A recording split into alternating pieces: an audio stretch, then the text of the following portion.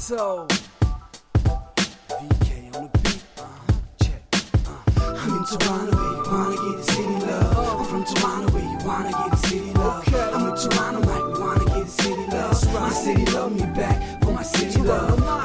Welcome to episode 1669 of Toronto Mic'd, proudly brought to you by Great Lakes Brewery, a fiercely independent craft brewery who believes in supporting communities, good times, and brewing amazing beer. Order online for free local home delivery in the GTA. Palma Pasta. Enjoy the taste of fresh, homemade Italian pasta and entrees from Palma Pasta in Mississauga and Oakville. Yes, we are open, an award-winning podcast from Moneris, hosted by FOTM Al Grego. Silverwax.ca. Use the promo code TorontoMike10 at checkout and save 10%. RecycleMyElectronics.ca. Committing to our planet's future means properly recycling our electronics of the past. Building Toronto Skyline, a podcast and book from Nick Iones, sponsored by Fusion Corp Construction Management, Inc. And Ridley Funeral Home, pillars of the community since 1921. Joining me today, returning to Toronto Mic'd, it's Blair Packham. Hi. Welcome back, Blair Packham. I'm glad you're saying Packham. You know how many people say Pac-Man? That's insane. Yes, and it's not because of the game, I don't think. I think it's because they're not paying attention. Well, maybe they're so, they have such fond memories of the game that they transpose. Like, I spent a lot of time playing Pac-Man. Yeah, me too, actually. I did in arcades. That's how old I am. I can tell the same story. That's how old I am. And I remember, in between games, I would also dance the Charleston.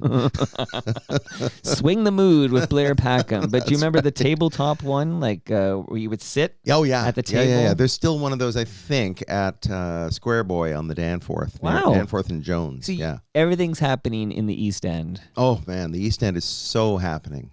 Call Dave Bedini. Yeah, the East End Phoenix. Exactly. Coming soon. If it's a good time to start a newspaper. That's what I hear. Well, I mean, good for him, man. I think that's so admirable. Admirable. Well, I don't know if it's fiscally responsible, but not everything's about money. No, exactly. And he's putting out a point of view and so forth. No, I think it's great. But it does, in a sense, contribute to the East-West divide in this town. But it doesn't go this far west either. I feel like West End Phoenix is kind of code for the annex, maybe the junction, but not really west of the junction. I think it's Parkdale and the Junction. Okay, that High Park. Yeah, yes, you're right. They would consider the annex downtown or central or something like that, and anything east of Roncy's would count. Right. So where's the dividing line? Maybe the dividing line is Runnymede. For here, and then going east, I would say it would be like Bathurst or something, because right. Anything east of that, I think they think of as Halifax or something. That's funny. Well, I'm going to tell a story about heading east on the weekend. I'm going to tell that story in a minute. But I'm thinking, are you friendly with Cleve Anderson? Yeah. I don't see Cleve very often, but yeah. I've known Cleve for 100 years, like anybody else. I mean, he's been around for 100 years, so yeah. I only met him, I've seen him around, of course, but I only met him for the first time a couple of weeks back when he came by. He's in a band called West of Jane, and I was just thinking of West of Jane because we could start a newspaper. I thought this would only help me, not you, because you're an East Ender. But west of Runnymede could be the arch rival of the West End Phoenix. We could start something there. I don't know. I'm workshopping it. Yeah, I think it's brainstorm. I think it's good. Shout out to Mike Boguski, who's in West of Jane there. Okay, Scott Dobson, is he's an FOTM. Was he on my program because of a Blair Packham recommendation? I don't know that he was, but I would have recommended him. Yeah, I love Scott Dobson. I ran into him at a supermarket a couple of weeks ago. But I really enjoyed his episode with you. I enjoyed it as well. And I just only bring up Scott because I'm on Blue Sky now. I know you're not very active on Blue Sky, but I just said, hey, Blair Packham's coming over. If you have a question or comment for Blair, let me know. And Scott Dobson replies, he killed a man. Okay, now I have to tell my Scott Dobson story. I mean, it's one of many. He's such a character and a really lovely guy. Paul Myers FOTM Paul Myers. and his wife Lisa Algar. Okay. This is in the 90s. They're moving to California. They have a farewell party at the Horseshoe, and everybody who's anybody is there. You know, it's great. And Scott is a lifelong friend of Paul's, and really close friend. And I believe I was the MC. Maybe That makes sense. Anyway, Scott, With your radio pedigree? yeah, perhaps, yeah. But and of course, I love Paul and Lisa as well, and so forth. But Scott, I think I solicited people. Anybody have any questions for these guys, or any comments, anything they want to say? If they can say it, or I can say it for you. You know, something like that. Scott said something like, "Oh," and he talked at that time, much less so. When I ran into him, I was sort of struck. He used to talk kind of like this, and he had a bit of a sort of the way he talked was like a 1940s film. Or I thought it guy. was like Brooklyn or something, or some New York accent. But slowed down, Okay, and he said, okay. "Well, maybe now Lisa can show us." No, wait. Maybe now Lisa can finally show us her tits. And first of all, the implication being that we've all been waiting. First of all, and finally, and everyone's been asking, you know, and finally, you know. That's funny. I thought it was funny. Paul thought it was funny. Lisa thought it was funny too. thankfully. Quick observation here, of course. So Paul Myers from the Gravelberries, Yeah. and et cetera, who has a book on John Candy. He's never been here in person, so I Zoomed with him. Yeah. And he's going to be in town to promote this John Candy book in the fall. Mhm. And he's going to make his Basement debut in the fall. That's going to be Is that unbelievable or fantastic. what? Yeah. Can you believe it? Okay. But you mentioned Lisa Algar. Now, of course, Paul Myers' brother is Mike Myers. Mm-hmm. And the surname of Garth from Wayne's World is Algar. No coincidence there. No coincidence there. Okay, so now you know the rest of the story. Okay, Was that Paul Harvey? Is yeah, that's my Paul Harvey. That's See, that's how old we are. There's and probably, now you know. Yeah. But here's my thought on that. Like, let's say a 25-year-old is tuning in because he wants to hear some Jitters real talk, okay? I mean, what 25-year-old wouldn't? So the 25-year-old is now hearing, like, here's, and now you know the rest of the story. And then he hears this name, Paul Harvey. Yeah. And if when I was that age and I would hear things that predate me, I would then take a note like, oh, I need to dig into that. Like, what is that? And I would collect these references from before my time because I'd be interested to know them because I missed them because I was born too late, etc. So I feel like it's a service we provide for the youngsters to drop these references because I'm just the cutting edge for Paul Harvey. Like, I don't know when he died, but like I remember him, and he's been parodied on The Simpsons, which does keep these references alive for future generations, like my now 9-year-old. But I feel like we need to. Sometimes I hear, oh, you're mentioning this person, and half the audience won't know who you're talking about. And to me, that's a reason to mention it. Yeah, I agree. Well, you know, I've written stuff. I've written stuff for the stage, and Really? yeah, a long time ago. But I've written stuff, and people will say, well, nobody will get that Right. reference. And I think, oh my God, like all the music I listened to that referred to people that I'd never heard of before, Right. And all the the stories, the Hunter S. Thompson books that I read, where I'm like, I don't know who half these people are, so I would look them up. Right, like I'm Or interested ask in the somebody. story of Fatty Arbuckle. Yeah. Like, you know what I mean? Like, oh, there's a fascinating story. Pre-OJ, that was the go-to famous person accused of murder. That's right, and yeah, like Hollywood decadence kind of story. Right. And he certainly, Fatty Arbuckle predates both you and I. No, right. So this is it. So I'm here to say, yeah, we're, Paul Harvey. And I just, as a kid, remember Paul Harvey. So he's probably gone. I don't know. He's probably gone by the time I'm a teenager. I don't know. But love, now you know the rest of the story. Okay, so now you know how Garth got the surname Algar. Garth Algar came from Lisa Algar. Also, I remember going to a screening, the premiere of So I Married an Axe Murderer. Yeah. Great. Right, and Mike wasn't in town at that point. And by the way, I barely know Mike. Paul is my dear friend, but I barely know Mike. I've met him a few times, but he wasn't in town for that premiere. But Paul, Lisa, and Arlene Bishop and I went, and because we were tight, man, the four of us, we had a great, beautiful friendship. And there's a scene in that movie where the main character, played by Mike Myers, he receives a rifle rack for a gift, and he gets upset, like, you don't even know me, he says to his girlfriend. Well, apparently that girlfriend was in the audience that night because somebody ran out crying, like ran out, like got up and was like making noise. And so, I mean, that's a poor imitation because I don't really remember. But how would I know? Like, for all I know, that was spot on. I suddenly got self-conscious and thought, oh my God, what if she's listening? And then I felt like she's probably listening. Since the CNN thing, she's probably listening. Yeah, who isn't listening at this point? Right. So, so I felt bad because I thought, what if my impression of her was really poor? That's funny. Now, okay, so we're still in the housekeeping section. This could take an hour, actually. Go. So, Yeah.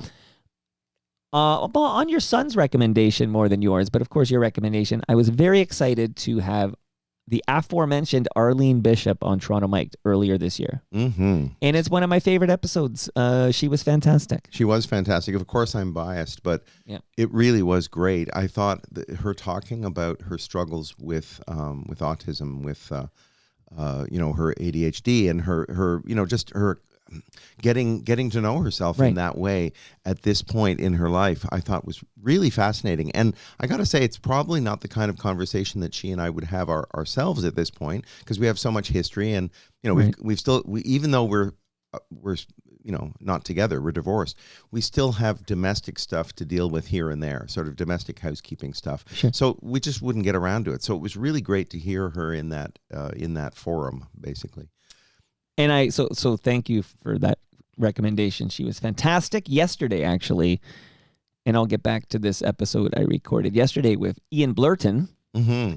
I wore my Coping t-shirt. So she gave me this great black t-shirt that says Coping, and I wore it yesterday. That's great. I've worn it myself many times. Somebody wore it to a show of mine fairly recently, and I thought that was cool. Very cool. And also, completely unrelated to Arlene's Toronto Mike debut, I booked Amin Bhatia.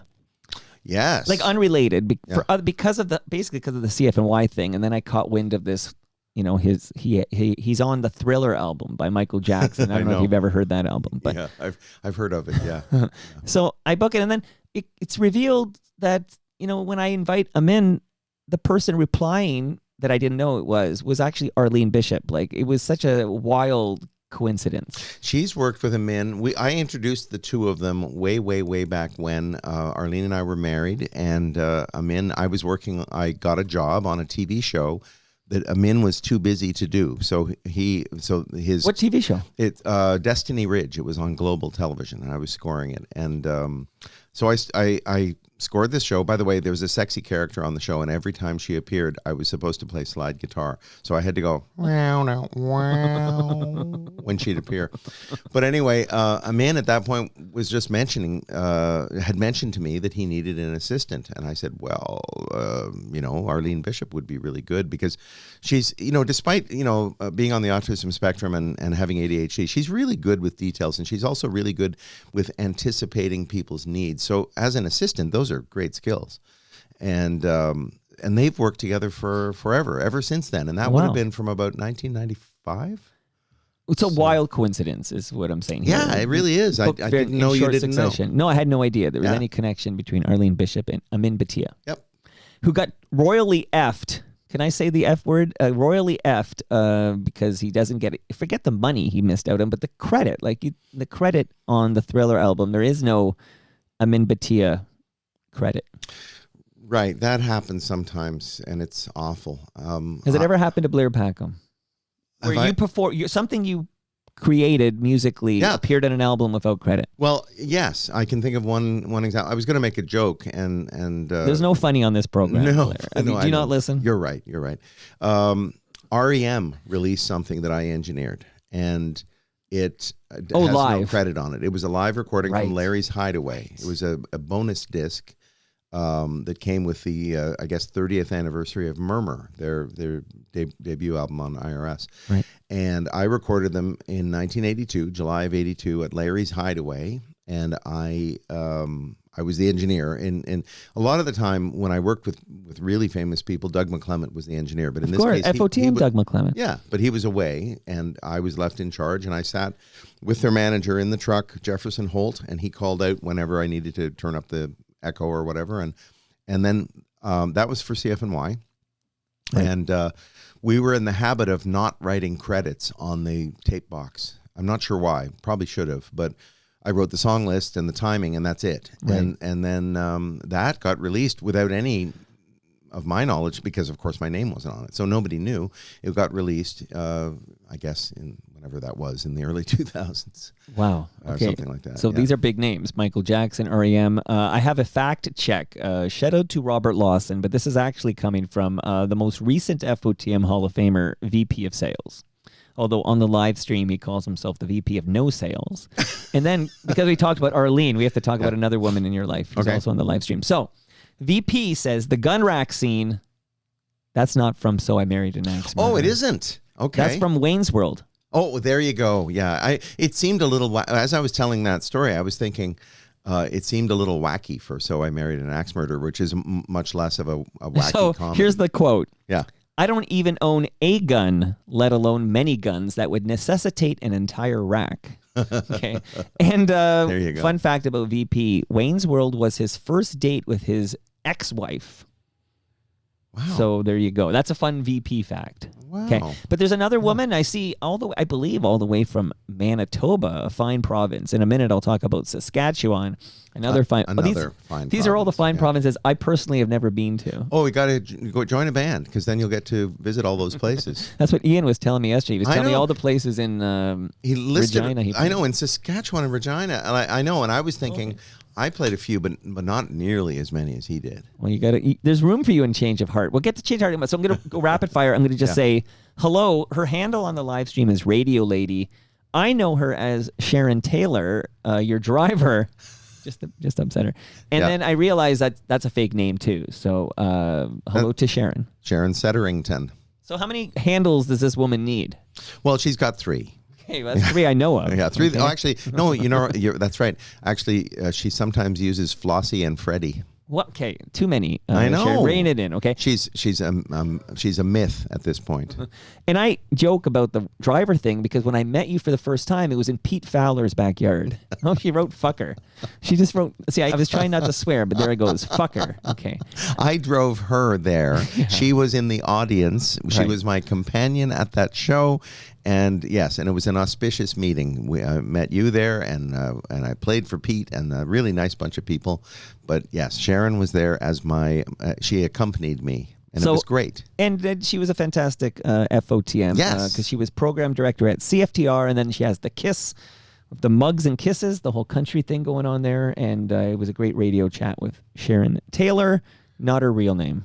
You know who's calling me now? So, No. And I don't answer. This is like a Facebook call, but Michael Williams is calling me, and I can't answer it because I don't have 3 hours right now. Oh, is it a commitment? Just he's gonna want to chat about stuff, and I like him very much. But if like he wants him, to chat, yeah. I got to get him down here on the mic to capture all the gold. You know, no you Cleveland, had no him? Bowie. Yeah, a few times. A couple Yeah, I would times. imagine so. Yeah, because he's the word that comes to, well, he's talkative and lots of stories. Great stories. He knows his music, but Yep. he's chatty. Yeah. And it's, if I start that convo, I can go for the bike ride and come back and just pick it up where I left off. Like I totally, but I can't. Yeah, and I'm busy with Blair Packham. So I said I got a cook of gas here. So definitively on the record, Blair Packham. Yeah. Have you ever? No.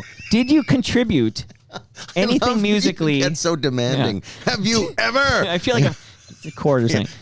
Did you contribute anything to the tremendous 1992 album "Smile" by Change of Heart? I did not. Okay. Except good vibes. I wish them well. That breaks the streak. Yeah. Okay, because Glenn Milcham was here Monday. Yep. And he plays drums on some of the tracks. Oh, yes, he does.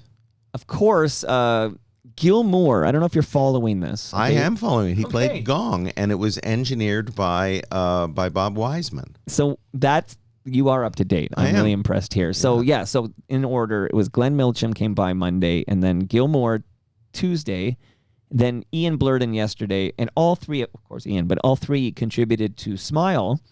And I was just wondering if maybe maybe you hit a triangle or something and it got in there. Or No, like that. no. But I admire those guys. And around that time, I was in a band called Pig Farm with Adam Fox. Right, FOTM Adam Fox. Yeah, and Adam is a contemporary and maybe a friend. I'm not sure of Ian's. I don't know, I'll have to be find honest out. with you. I'll have to find out.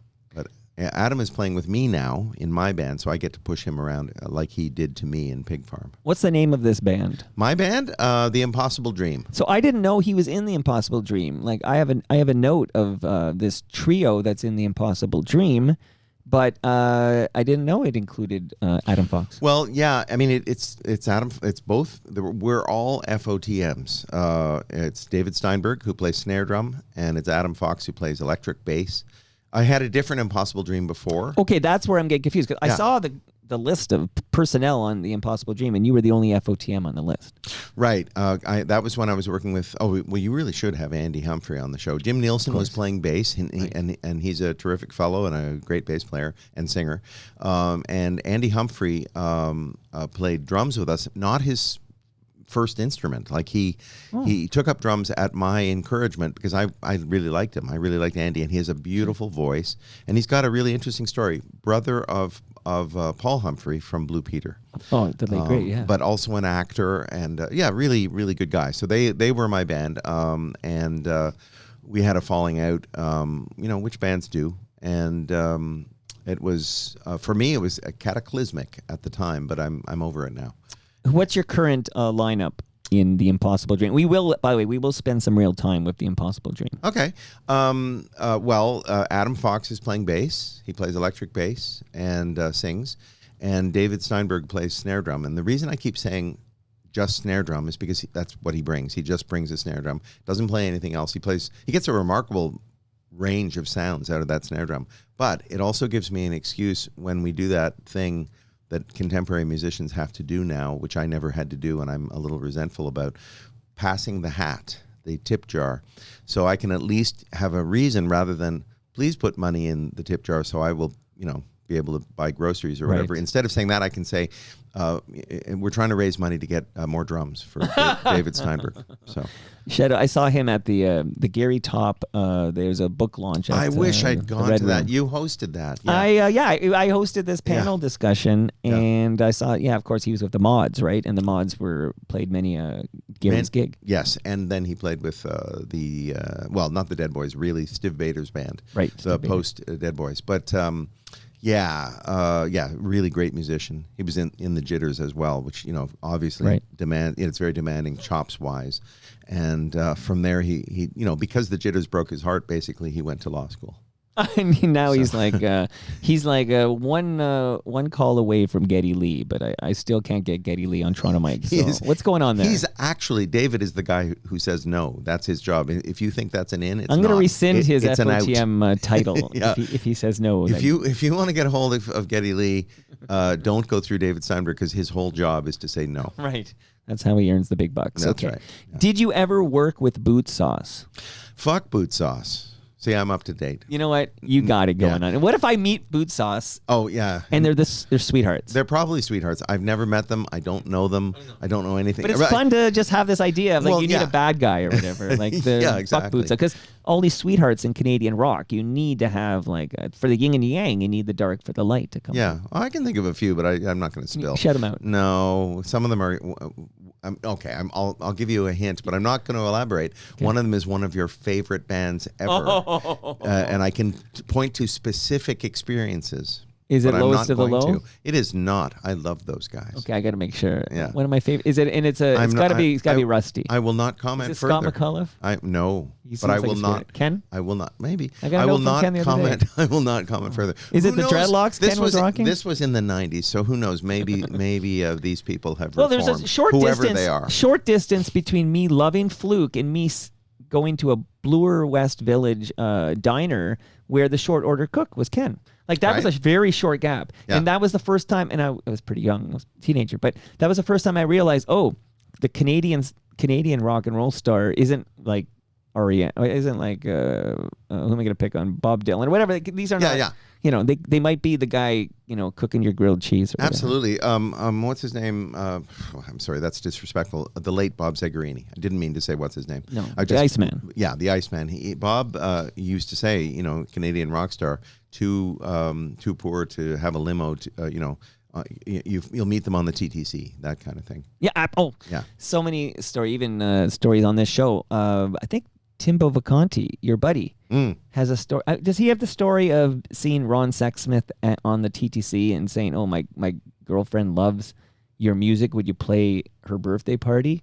And then Ron asks, "Will there be cake? Because I need to bring my daughter." Do you have any memory of this? Like, I feel like that was a Timbo Vacanti story. That could be. I don't know. That's but a that's good the idea, story, like- though. And it really sounds like Ron. It's like, It really sounds like Ron. I'm at High Park with my kid. We're just playing house league soccer at High Park, and I'm Right. there, and I look over and I go, "Oh, there's one of my there's one of my favorite musicians of all time, and it's Hayden." Wow. He's just there. He is, and I'm like, "Oh, this fucking Hayden!" Like, I mean, I used to write him like snail mail in the early '90s. Wow. Yeah, there you go. Okay, so you didn't ever work with Boot Sauce because you've never met Boot. No, well, no. Is John Kastner, was that his band? No, that's no, he's Doughboys. Oh, Doughboys. That's right. Yeah. But from Doughboys, Montreal. so Rusty comes out of Doughboys because Scott McCullough was in Rusty and he quit to start his own band, which was Doughboy.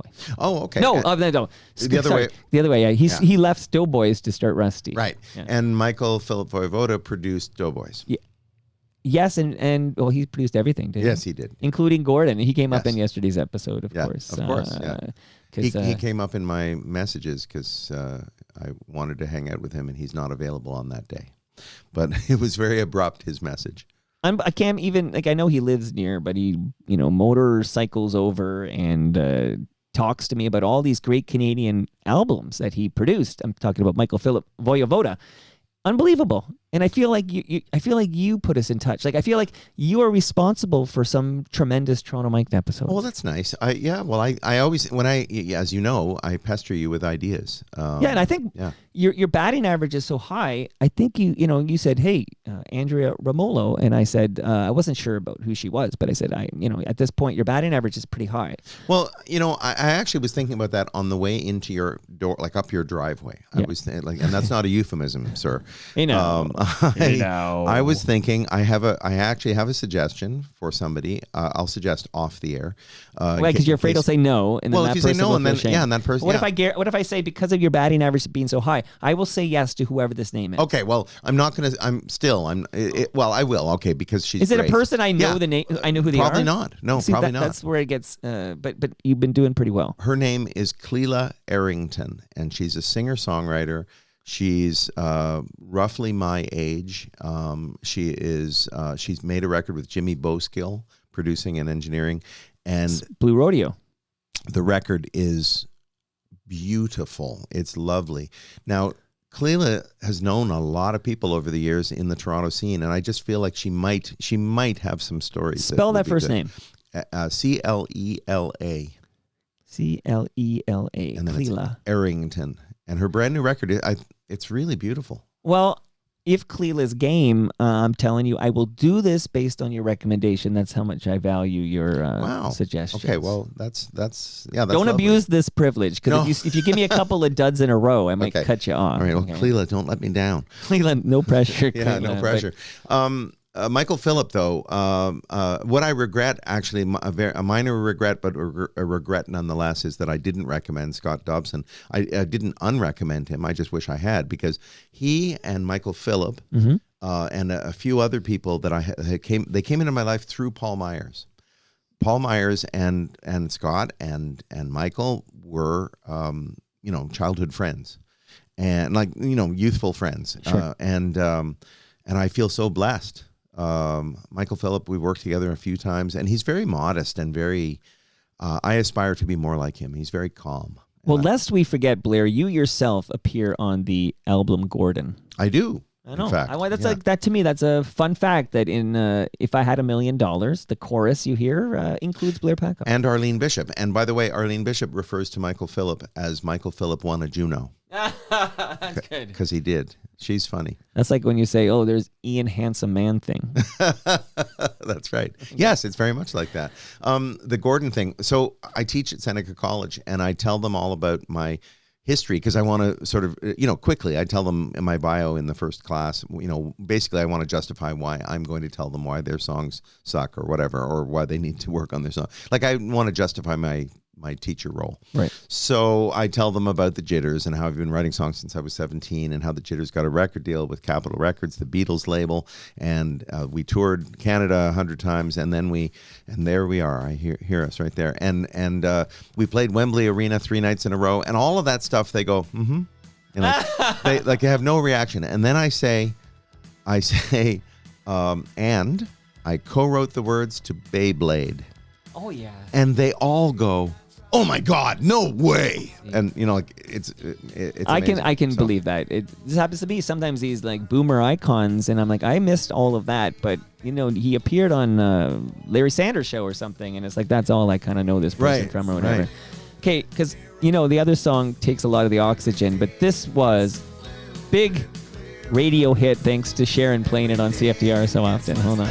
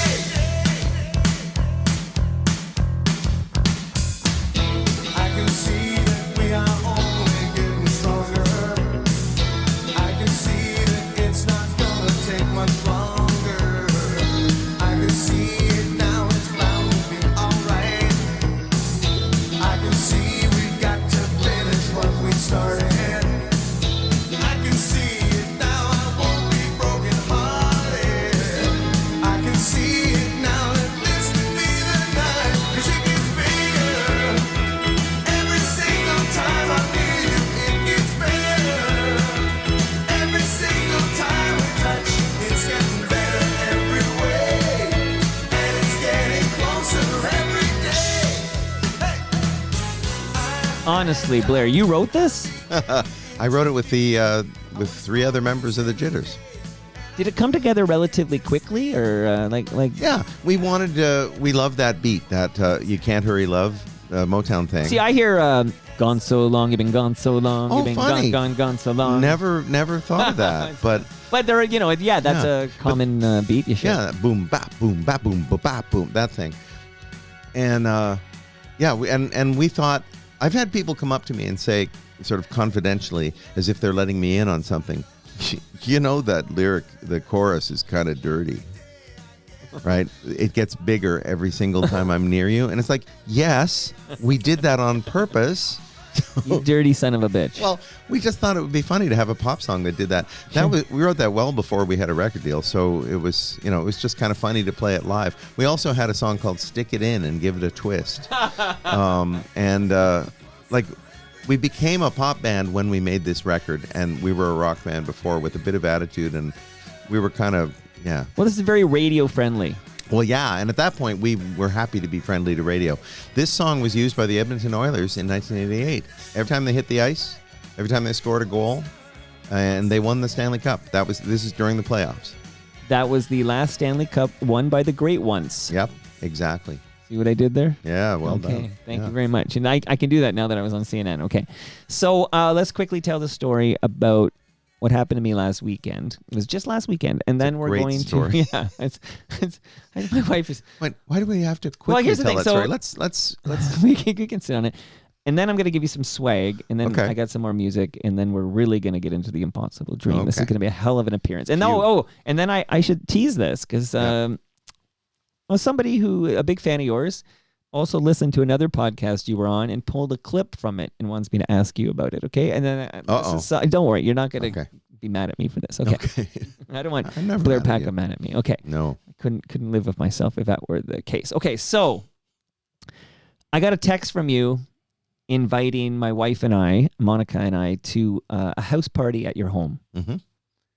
And your home is east of Yonge. We'll just east of Yonge. Yes. We can say East Don't York. give it away. We can say East York. If you ever find yourself on one of those East York Stars of East York bus tours, they will point it out. East York is a big borough. We can say East York. Okay.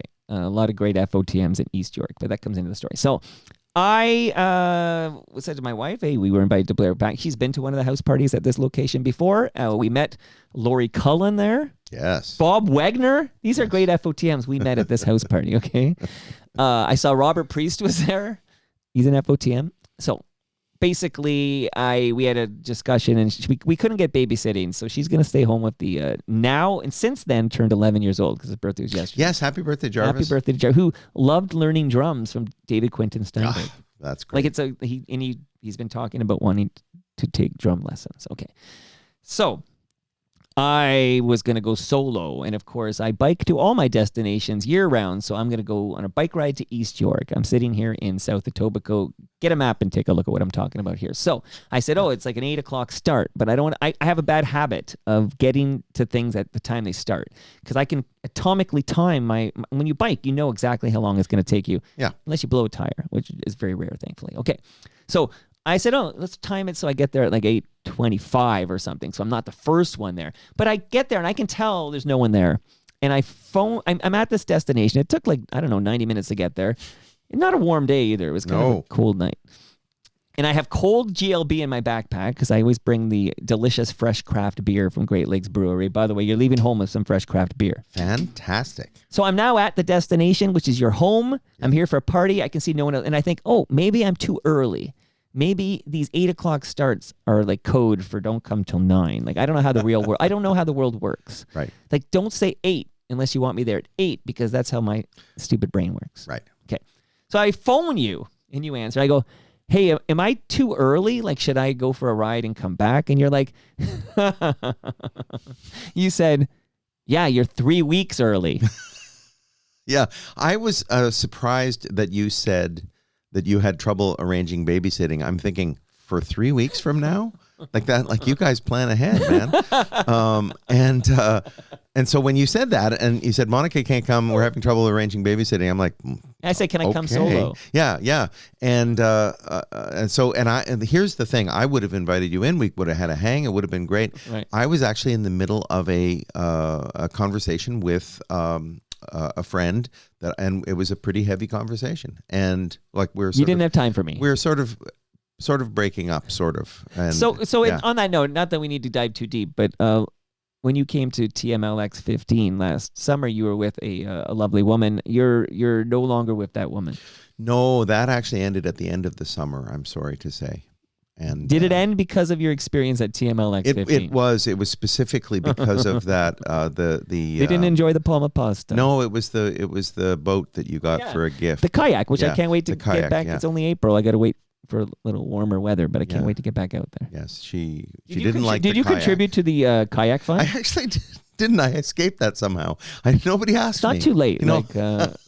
I think VP was organizing that. So. Okay, well, I'll get in touch with VP, but no, I didn't. Cheap son of a bitch. I was never approached about it, and I never saw it because at that point I wasn't a participant in the. The WhatsApp group. Well, he had to create he didn't want me in the group. Yes. Right. So he had to kind of he took this FOTM group and recreated it minus me. Right. But you weren't in it. And I don't, he may have invited me and I may not, but I just didn't go on WhatsApp. So I don't want to make it his fault. Well, cut a check to VP for that. Okay. So 3 weeks. So I don't know. Yeah. So, and it's just coincidentally, and this kind of ties into the conversation I had with your ex-wife, where she had this adult diagnosis of ADHD. Mm-hmm. And I've been told by all of my lovers and friends for many, many years that, by the way, VP asked you via Instagram. He did? Yeah. Sorry, VP. I didn't register that. You're not leaving here without maybe put a $50 bill on the table before you go. But the conversations we're having about ADHD, I had a fundamental misunderstanding about the AD part versus the HD part, because I did these very self-diagnosis, no psychiatrist involved, because I don't actually want to treat whatever it is. And I didn't really understand that you can have just the HD part and have none of the AD part, and you're still ADHD. So I didn't know that either. So there's two columns: an AD part, which is attention deficit, and that's typically like you can't keep a schedule, you can't multitask, you're late for things. Like I'm not any of these things. I'm a kick-ass multitasker, and I'm the opposite of late for things, and I can organize all this. And anyways, there's no AD part as far as I can tell. I can watch The Brutalist in one sitting, and I don't go on a device. I don't even fidget. Right. I don't have the AD part. But Blair Packham, yes, I'm like to the I'm off the charts. To the with brim. The HD part, off the charts. And this might be why I bike 50K a day as like my coping mechanism for the HD part. So I fundamentally misunderstood this whole, I thought you needed to have these 2 columns. And I didn't feel any of this ADHD applied to me because I have 0 of the AD part. I'm fully loaded off the chart HD. So all this is swirling around. But one of the AD parts that I disown, if you will, is this missing details. And we were having this conversation literally like the day that I was 3 weeks early for your function. And I had to, when I told Monica, and I did make, I made lemonade out of these lemons because I had cold GLB in my backpack. I was in East York and I knew my buddy Chris Cooksey, shout out to Cooksey. I knew he lived fairly close to you and I phoned him up and then he smoked some weed in the backyard and drank some GLB while I just downed some GLB in his backyard that night. So I actually had a fine night in East York last weekend, and then I took my bike ride home. So it all worked out. I'm glad to hear that because my conversation on the phone ended up going longer, and it was fine. Everything was good. Okay. But are you an item? I'm solo. Exes. Okay. You're single. But we're still friends, and it was a really good conversation. And so it all worked out for everybody. But this didn't help my case, is what I'm saying. When I had to report back that I was 3 weeks early for the Blair Packham house party. But I would say this so I don't want to in any way minimize the ADHD thing for anybody, and so I don't want to giving a layman's diagnosis. I would say, though, you are that. You have those. I think it's your superpower. I agree, and I think that it's why Toronto Mike is so successful. Well, yeah, and I think likewise, Paul Myers. Very like, I'm attracted to people who have those qualities. I'm attracted to you too, buddy. But I feel like it's a spark of life, you know. I mean, in the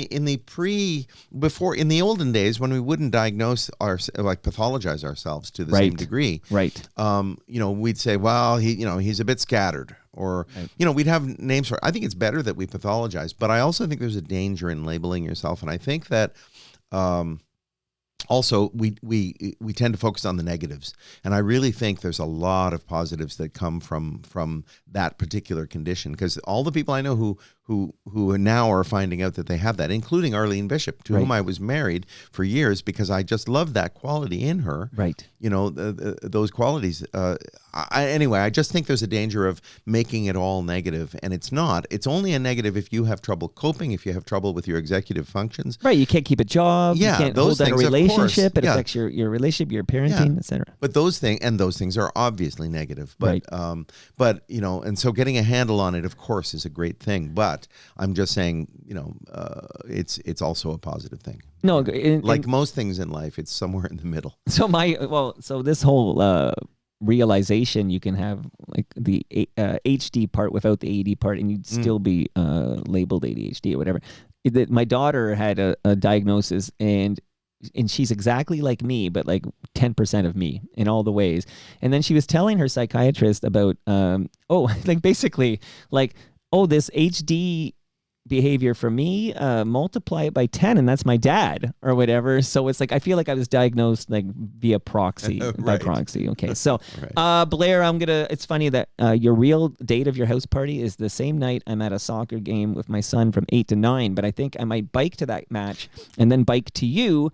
Does your party go? How late do these Blair Packham parties go? I just want to know. Not as late as they used to. They used to go to what time 3 is or 4 that? in the morning. Now they probably go till 1. Well, okay. Well, I'm gonna be. I won't be in danger of arriving too early because I'm gonna come after 9:30 or so, maybe. And actually, it's a long ride. It might be 10 o'clock. Okay.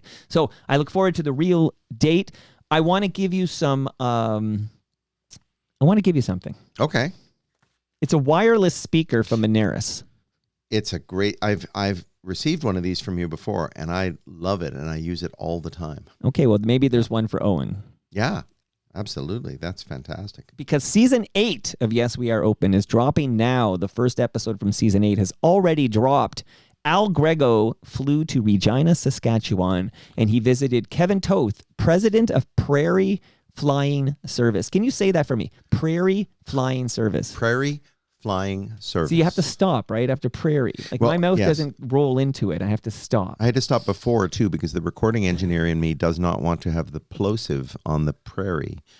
The prairie flying service. Yeah, you can't. It's tough, say it right? Fast. Yeah. President of Prairie Flying Service. Well, you did pretty well there. I've been, 1,669 episodes. to Yeah, get and that by the way, I excellent. want to be Ronnie the limo driver for a moment and just say 69.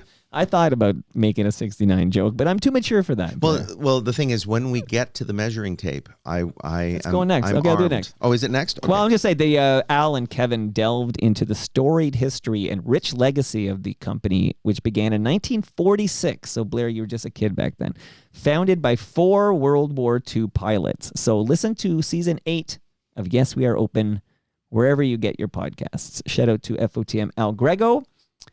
Please accept from me a measuring tape from Ridley Funeral Home. We recorded a fresh episode of Life's Undertaking, Brad Jones's excellent podcast. We dropped it yesterday, so you can hear Brad and I. Brad went to Exeter, Ontario. It's a little town I drive through on my way to the Pinery, and Exeter is where the independent funeral home owners of Ontario were meeting, and we had a great chat about what he's learned, and it was fantastic. And I would love to hear your measuring tape joke there. Let's go. Well, I have noted that every single time I make it's either measuring your manhood or measuring your casket, right?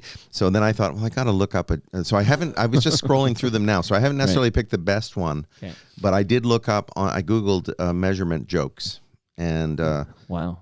So what is the unit of measurement used to measure electricity? I don't know. I'm prompting you that you didn't say the quite right thing. You have to say, what? Oh, geez. And then I say, correct. I find these annoying. The jokes where you need a specific response. Yeah, I know. It's like, I know. They can go sideways so easily, right? So yeah. it's like, okay. It's crazy that they only have one unit of measurement in North Korea. A supreme liter. Okay, that's enough. All right, not though. bad. But you got that measuring tape. Measure what you wish. By the way, you mentioned measuring a casket. Yes. Ridley Funeral Home only sell Canadian caskets. Did you know that? I didn't know that, but that's good to know. It's good to know. Yeah. And speaking of Canadian companies, all my sponsors are actually Canadian companies. Yes. Silver Wax is on board for all of April. So you pick the right date to drop by. And they have been proudly Canadian since 1999. That's not about to change. Silver Wax makes, what kind of car are you driving these days? I'm driving a Mini Cooper. That's cool. It is cool. I love it. Whenever I get in it, I'm excited. But you know what it needs? What? It needs a good polishing and waxing. Honestly, you've come to the right place because Silver Wax makes pro-grade auto care and cleaning technology easy for everyone to use. They have kits for beginners, experts, or professionals. Everything you need. Blair, this is amazing. I can't even believe I'm saying these words. I am sending you home with a robust cleaning technology kit from Silver Wax. See that big bucket? Yeah. It's loaded with stuff that'll help you clean that Mini inside and out. And these spray bottles as well, interior and exterior detailing. You're going to have the cleanest car in East York. That's so. That's real. Seriously, I'm serious. When I sat down here, I saw the Silver Wax stuff, and of course, because I'm an avid listener, I knew that they were a sponsor. Right. But I was looking and thinking, oh man, I could use that for my Mini. But there's no way that I'm getting the whole bucket. You're getting the whole bucket, Yeah. and listeners can save 10% on these kits if they go to silverwax.ca and just use the promo. This really helps the show too. So if you're like, I want to support this. This is amazing. Gil Moore came over and he doesn't remember playing gongs on Change of Heart. On Change of Heart, Smile. No memory of it. And then the great FOTM Bob Wiseman makes an appearance in this story. And Ian's only triggered, he forgot, but Bobsy is credited with engineering this gong hit. Amazing. Okay, so the promo code to use at silverwax.ca is Toronto Mike 10, Toronto Mike 10. At checkout, you use that promo code, you save 10%. And then Silver Wax knows that it pays to sponsor great programs like Toronto Mike. See how it works? Yeah, it works well. I guess if you say Toronto Mike 90, then you get 90% off. Try that. Keep going down, 80, 70, until you get to 10, and then it might actually work for you. Right. I'm going to give love to my other, will you, Blair Packham, be at TMLX18 on, what day is that going to be? June 26th. From 6 to 9 p.m. We're at Great Lakes Brewery. Will you make an appearance? Why, Yes, I'm checking my calendar, and yes, it's It would Thursday. mean a lot. I'll come to your party if you come to mine. Yes. I will come 3 weeks early. Well, Palma Pasta is going to feed you. This is TMLX 18. 18, yes. Yeah. June 26th. Everyone's invited. And it's at GLB? GLB Brew Pub not Brew Pub. Sorry, I got to make sure. I'm going to fix that in post. Great Lakes Breweries, their The Lake HQ, Shore. which is like, I'm going to say, it's 30 Queen Elizabeth Boulevard, but it's very close to like Queensway in Royal York. Yes, and the time it starts? 6 to 9 p.m. I need Blair there all 3 hours. And bring David Quinton Steinberg and bring any of these great FOTMs. Bring Tim Bovacanti. I will do what I can. I believe I heard a commitment yesterday from Ian Blurton that he would be reuniting. He'd be reuniting the band for yes. I got to follow up on that. That's got to happen. It was a very casual invitation, and it was a very casual response. He said, "Yeah, that sounds good." And I think that's binding. I think he just signed a contract there. Yeah. I will commit. I will be there, whether change of heart is there or not. Well, that's all I care about. This is a fun fact you probably are aware of because I was doing some searching on YouTube for the Jitters. Okay. Mm-hmm. Did you know that Big Bad Voodoo Daddy has a song called The Jitters? I did, and I've never listened to it, I'm sorry to say. Well, you don't have to apologize for that. But I just think that that's Big Bad Voodoo Daddy stealing some of the SEO thunder from the Jitters. I think that's bullshit. It's bullshit. I'm mad now. And I'm Paul Harvey. Hey, hear those finger snaps? Who's snapping there? I don't remember who did it, but it was a sample. Like it was a sample of somebody in the band or several people in the band. Is it Gilmore? No. Might have been Paul Gross. Might have been Randy Cook, who plays drums with Ringo. Wow. Yeah, but they were sampled and played by Randy Cook. Like they were in an AMS sample box, and he pressed the button every time the snare drum or the finger snaps were supposed to play. Well, it's a catchy as fuck song that you wrote here, and I know in previous Toronto Mic'd episodes you've been over many times. We have covered in great detail how this. I think you were vacuuming or something. Yeah, I was vacuuming, and we had been told Bob Ezrin was producing the Jitters. You should get Bob on. Boy, I actually have tried because he started appearing mainstream media anyway, like CBC shows and big shows, because he's talking about rescinding his American citizenship. Yeah, he's I believe he's moved back. Well, so, can you broker this? No, I can't. But no, only because Bob and I haven't really been in touch since then. Still, your name. I mean, I tried and I didn't get any replies. Well, who was I? I was talking to somebody the other day who hangs out with Bob.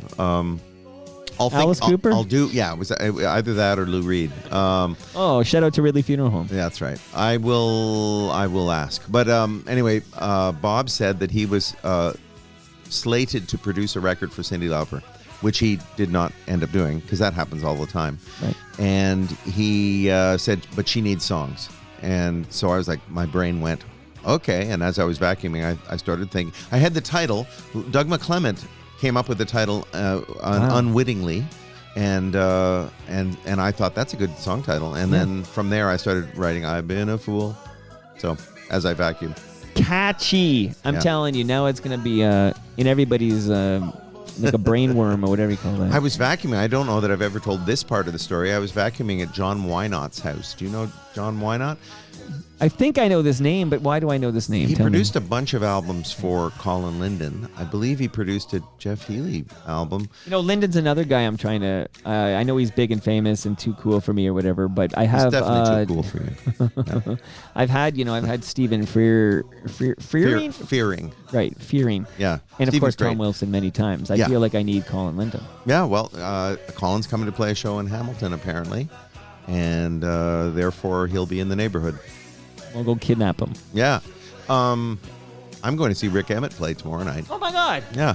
He's a great. I told that story to Gil, how you drove him to Christie Pitts. Oh, did you tell that story? Because I didn't finish the Gil one. I want to finish it. Gil was great, very lively, very present. I know. Yeah, he's great. Funny, right? He's funny. Gil was great. I know, and he wears these shades, so I don't see his eyes. So yeah, he's in these shades, and And I thought Gil was, and I wasn't, the way that worked is they said he was going to come on and just, there's a great Music Monday where all these students across the country are going to sing. What's the song called? Hold On? Hold on, the Triumph song. Yeah, the big, great. You know, I miss Triumph. So this is my problem. Whenever I do a lot of this Rick Emmett and this Gil Moore stuff, but I really am, that is like homework I'm doing because I do know the hits a little bit, but because of my age, Triumph was like done.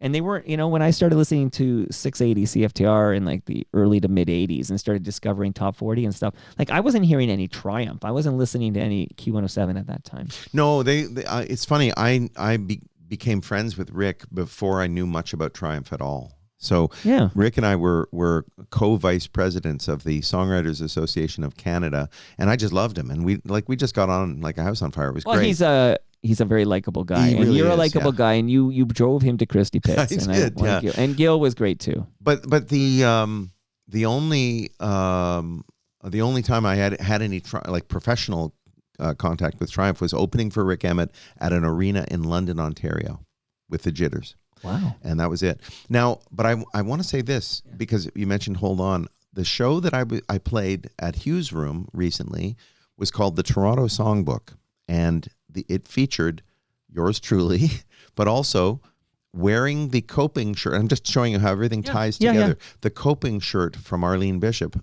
Chris Tate from Chalk Circle. Wow. And M. Greiner. I love M. Greiner. She's been over. Stacey Tabb, who I had never heard sing until that show. I had met her when she used to work at Service Ontario in a Canadian Tire outlet at Lakeshore and Leslie. And she and I met her, and she said something like, I don't know why, but we started talking about music. I said, "Oh, I make music." She said, "So do I." And that was like in 2009 or wow. something. So then she's on the bill for the show, and finally Talia Schlanger, and who I loved. There were at least 2 Triumph songs played in that show. Talia sang "Lay It on the Line" and did this haunting, that's a big one, beautiful version, and M. Greiner. Chris Tate did "Hold On" as a ska song.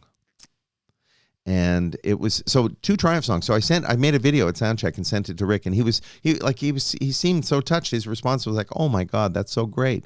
You know, it was really nice. And that reminds me where I was going, which is that through this third party, they said, "Oh, I could have, I can have 20 minutes with Gil to talk about this Music Monday thing." And then I explained how it works around here. Like, we will do 20 minutes, but after I do 40 minutes on something else.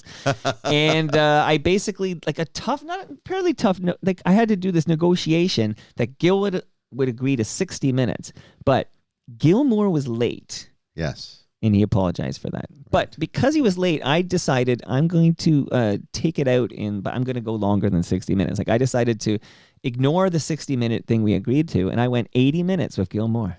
That's great. I think... But it was going to be 20 minutes, and I fought for 60, and I stole 20 more minutes. I think that's great. And he didn't regret that. And I don't think he regretted it a bit. I've got to listen to the rest of it, but I He's did probably hear... cleaning his car right now with silver wax. With silver wax, yeah. Jeez. No, he's a good guy. No, he's a great guy. Yeah, so... I enjoyed that episode, but I want to hear more of that on my way home. That's what I'm going to listen to. Or maybe I'll listen to this one. I'll listen to this one all the way home. Then we better start making this one good, okay? Yeah, so exactly. A couple of mop-ups on the live stream, live.torontomike.com. Mm-hmm. The brother says, and I guess we were talking about how Ken was serving food, was cooking food in Bloor West Village. Last week, I saw Paul Dean of Loverboy in line at the Woodbine Casino, Timmy's, an hour before their show. It was a surreal moment. So that's very different. He's not working at the Timmy's. Yeah, not that there's anything wrong with that, but he wanted a coffee, and Paul Dean got his own coffee, and that's how it is in Canada. I saw Stuart Copeland in line at the Sbarro in Times Square, probably 1982. Right. They're just regular people. Like, you are a rock star, so you know. He was at that time, as I understand it, he was scoring Rumblefish, I think. And the studio was probably nearby, and he probably felt like a pizza slice. Yeah, sometimes you want human a pizza. beings. It's funny. Paul Dean wanted a coffee. Yeah, even Paul Dean would like coffee once in a while. That's they're just like you and I. Okay. I know. Speaking of just like you and I, Sharon Taylor. She's just like you and I. She just points out that "Stick It In and Give It a Twist" was a good song. Oh, that's nice that she said so. Yes, and of course, the metaphor in that song is it's a knife. It's an argument where, we're not just going to have an argument. You're going to stick it in and give it a twist. But of course, there's a sexual double entendre happening, folks. You're a horny guy, eh, Blair? Well, especially in the 80s, that was back when, when I still had hormones. I'm in my 60s now. No more hormones. No, they're all gone. Any hormones I might have had, they're all gone. But yes. I teased, maybe on a Toronto Mic'd episode, I teased that I have in my calendar the debut of the rapper known as Snow, Darren O'Brien. Mm-hmm. And you said that you have a Snow story. Well, my Snow story is we toured, we did a songwriter tour together. He very bravely accepted a gig on this tour that I put together for the Songwriters Association of Canada. We crossed the country in a tour bus, and he was one of several artists on that tour. And we, it was one of those songwriters sitting on stage taking turns kind of tours, and song circle, you might call it, except we were in a line. But Snow didn't have accompaniment for himself, and we didn't want him to be playing tracks. Like, we didn't want a DJ or anything like that. So I played acoustic guitar, and he and I rehearsed before, and he sang and I sang harmonies, and it was good. Do you remember what he sang? I wish I could remember the names. Those songs were really I only want to be like with you. That's one. Dun, Yep. dun, dun, Yep. dun. Yeah, that's Yep. a catchy song too. Yeah, that's really catchy. From that Everybody album. wants to be like you. Something like that. Yeah, something like that. Yeah. And he did a version of Infama. Skiddly baddly doodly infam. Did you do the rap part, the MC Shan part? Did you do that? But that's what I want. When I wanted to sing along, I would go skiddly daddly doodly, skiddly daddly doodly infama. You're lickety boom boom down. Yeah, that's right. By the way, you're a Toronto guy, and I think you'd appreciate what an interesting piece of Toronto history that I'm going to uncover in great detail when I have Snow in the basement. And Snow's in the basement because his manager is an FOTM, Paul Farberman. Oh, Paul's managing Snow. I didn't know that. I know Paul for 100 years too. Say hello to Paul.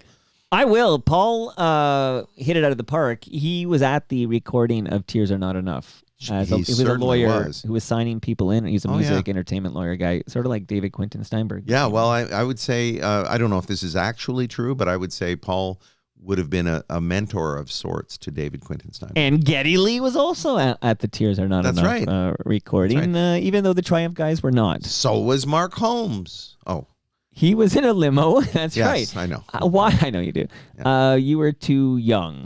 I was too young and too unfamous, I think they call it. I've just returned to that state, by the way, the state of unfame. Well, I don't know. FOTMs would disagree here. Very briefly, my flame flickered. Anyway.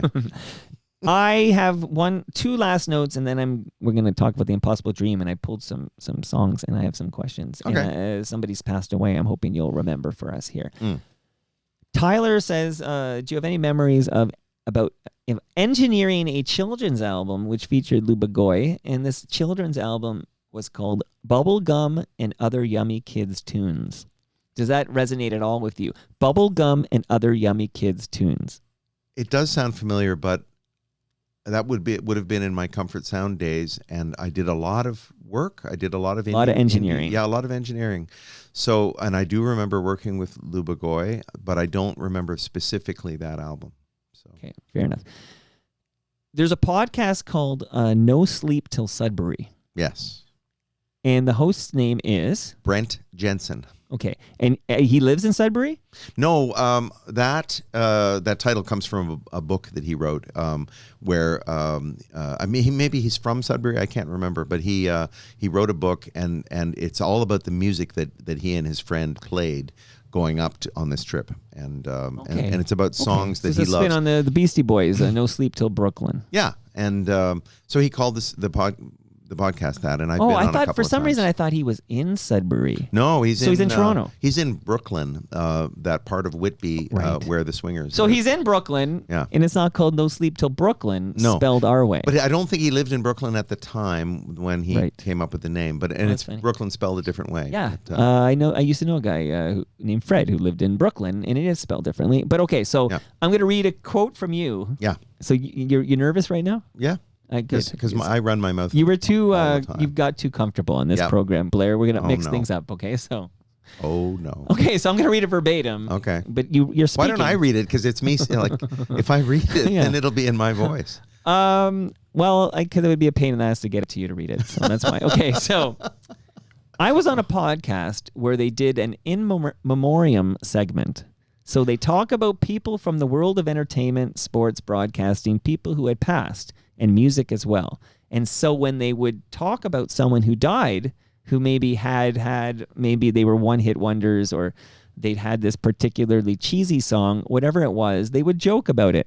And I got mad because I'm thinking, these people died and you're making a joke because they put out this cheesy song. Like, I don't know, you don't have to be like, you don't have to bow down. You don't have to turn it into, you don't have, again, you're speaking, so that's why it sounds like this. You don't have to cry because they died. You didn't know them. But at the same time, maybe a little more respectful, because these are human beings who died and they have families who loved them. And they're not a figure that was made famous for your amusement. So this is a quote from this, and I didn't hear it, so I don't know what your tone was like. I was much more articulate, okay, but yeah. But it's so this is somebody who I will keep nameless. I know exactly who it is. Yeah. Thinks that you're referring to Toronto Mike. He is correct. I know exactly who tattled on me. I'm not surprised. But it is a public podcast. Yes, but so I'm not surprised. But it was reported to you. But and I'll tell you why. I don't mind, because I stand by it 100%. Let's hear it. I stand by it 100%. I would sometimes get annoyed listening to your in memoriam segments, because let's say somebody from a sitcom died, and sure. it was Urkel or somebody like sure. that. Somebody, who could be a figure of fun because they're off in the distance and they're from our childhood or our youth or whatever, and they die. Right. They're fucking dead. It's like, to me, they're no longer a figure of fun, in my opinion. This is my opinion, and it's clearly it's somewhat strongly held. It's funny, it's funny you're bringing this up yeah. because just before, what were we talking about just before? We were talking about Paul Dean, and we were talking about just regular people. Sure. And we were talking about Stuart Copeland being at Sbarro, and I was saying, yeah, they're just human beings and so forth. I was thinking of me having said that because I was thinking, yeah, they're just, of course, they're regular people. And again, I don't know the specifics, but if Urkel, hopefully Urkel lives to be 200 years old. Yes, exactly. But if the actor who played Urkel died, we might play him saying something like, anybody got any cheese or whatever, right. and then we might have some fun with the fact that this sitcom was for dummies. Yeah, but it just, for me, it occasionally crossed a line. That's all. It's not like this is a big axe to grind. There was a if you have an axe to grind, take it to the hardware store, exactly. Blair. It was a far-flung, far-ranging conversation. Right. But it did, I'm just being truthful. It irked me. When... Irk me. I know. Urkel, I could have avoided that, but okay. Let's a real life example. Now, I don't know if you guys referred to this at all, but Marcia Strassman. Do you know Marcia Strassman played Mrs. Cotter on Welcome Back, Cotter? I watched that show. Yeah. Yeah. So when she passed, I feel like she might have been, because that show was a show that we watched in our youth. Yeah. Right? She might have been a target of, slight derision by people in an in memoriam segment. But I'm friends with her sister, Julie. I'm dear friends with her sister, and Julie, of course, was very sad and upset when her sister died. And so I can't help but think these are people with families. But here's my only, because I know what's said on these microphones and stuff. But, yes. I would say, so in that example, please remind me the name of this actress from Welcome Back. Marcia Strassman. So Marcia? Yeah. Okay.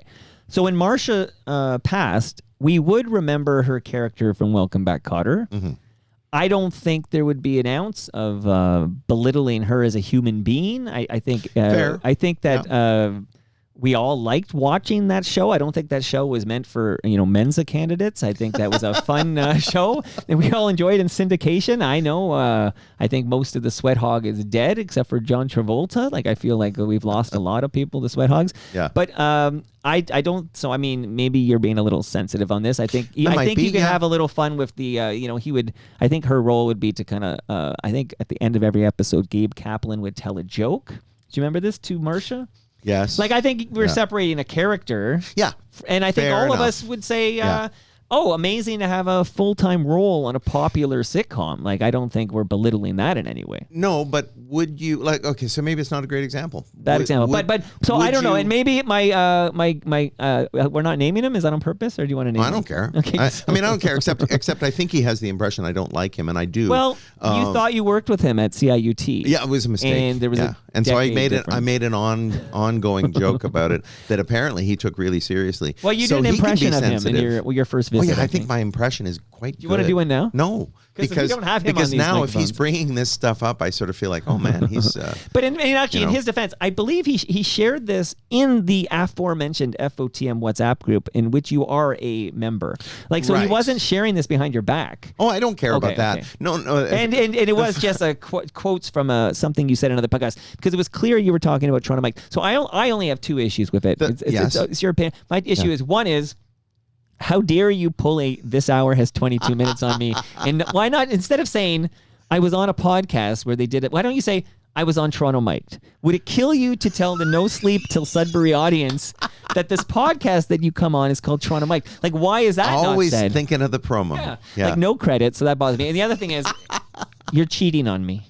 Well, Okay? yes. But, I thought we had an exclusivity agreement. What next? Are you Damn gonna it, be on Mike! the- I have a record to promote. Because God knows there's no other way to promote a record these days. Oh my goodness! Oh yes, you have a record on that. I think do. that's my but, cue. But no, it isn't actually. I just want to say to our mutual friend, I apologize if anything I've ever said has hurt his feelings.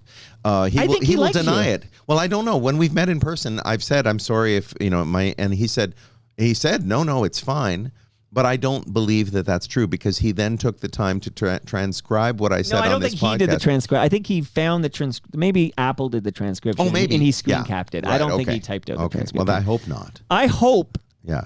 this FOTM Hall of Famer, codename 1236. I hope, because I noticed he doesn't come to the Palma Pasta FOTM TMLX events, and I noticed he doesn't get on the list to make an appearance at the GLB Brew Pub TMLX events, but he does come out to many of the events at the Great Lakes Brewery, 30 Queen Lake Boulevard. Interesting. So I'm really hopeful that Mark Weisblot, I said it, I have to fix that in post, that I hope he makes an appearance at TMLX 18. Well, I miss him I miss the in memoriam things. I miss him on your podcast. I miss him on my podcast too. Yeah, but I'm also, we can have two ideas in our heads at once, and I also found More sometimes, respect for the dead, you're saying. Well, I just feel like sometimes these people, maybe it's their characters, but maybe it's also these people are held up as they're just objects in a way, in the way that they're talked about, and I feel like they're not. They're not, and they're not just objects for your. It reminds me of when I used to get fan mail back in that brief moment when I had a flicker of fame. Oh, and no, I'm good with it, believe me. Okay. But I used to get fan mail, and one of my correspondents wrote at one point, I am very pleased with the Jitters and the Jitters new album, and I thought, very pleased, as if we're sort of served up on a platter or a tray for them for their enjoyment. And I just even in that moment, I sort of thought that's an odd way of putting it. And I sort of think of people who are famous. I mean, I volunteered for the position, and I received a little bit of it. And so people who they seek. You seek fame, or you seek very few people who become famous didn't seek it. Anyway, I'm rambling. You get what I mean. Right. I just feel like it dehumanized a little bit. That's all. Duly noted, as another podcast might say. Which I noted. also listen to that podcast too, by the way. He also says he replies to every email he gets, and he did not reply to my email. He says he reads every email that goes to that address. I noticed it. It's almost like he's a lawyer. He says, and I read every email that goes to that address. But I reply when I can. Yes. That's the part. Well, right. I'm still waiting. It's been 8 years. Okay. So I'm glad that we talked about death. Well, I'm really glad that we cleared the air, because it was really, our chat up until that point was really stilted. It was stiff.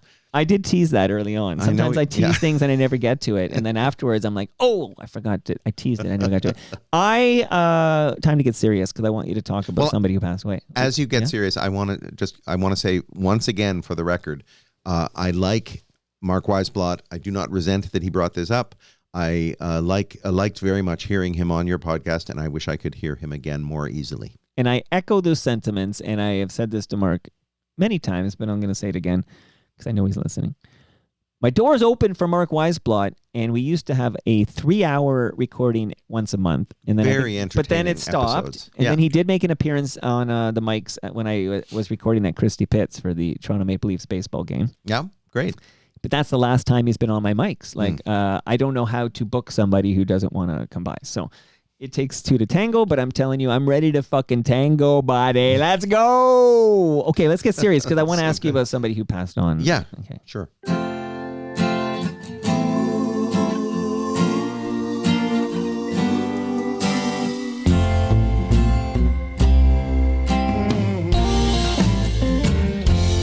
Gonna make a sad song about being alone.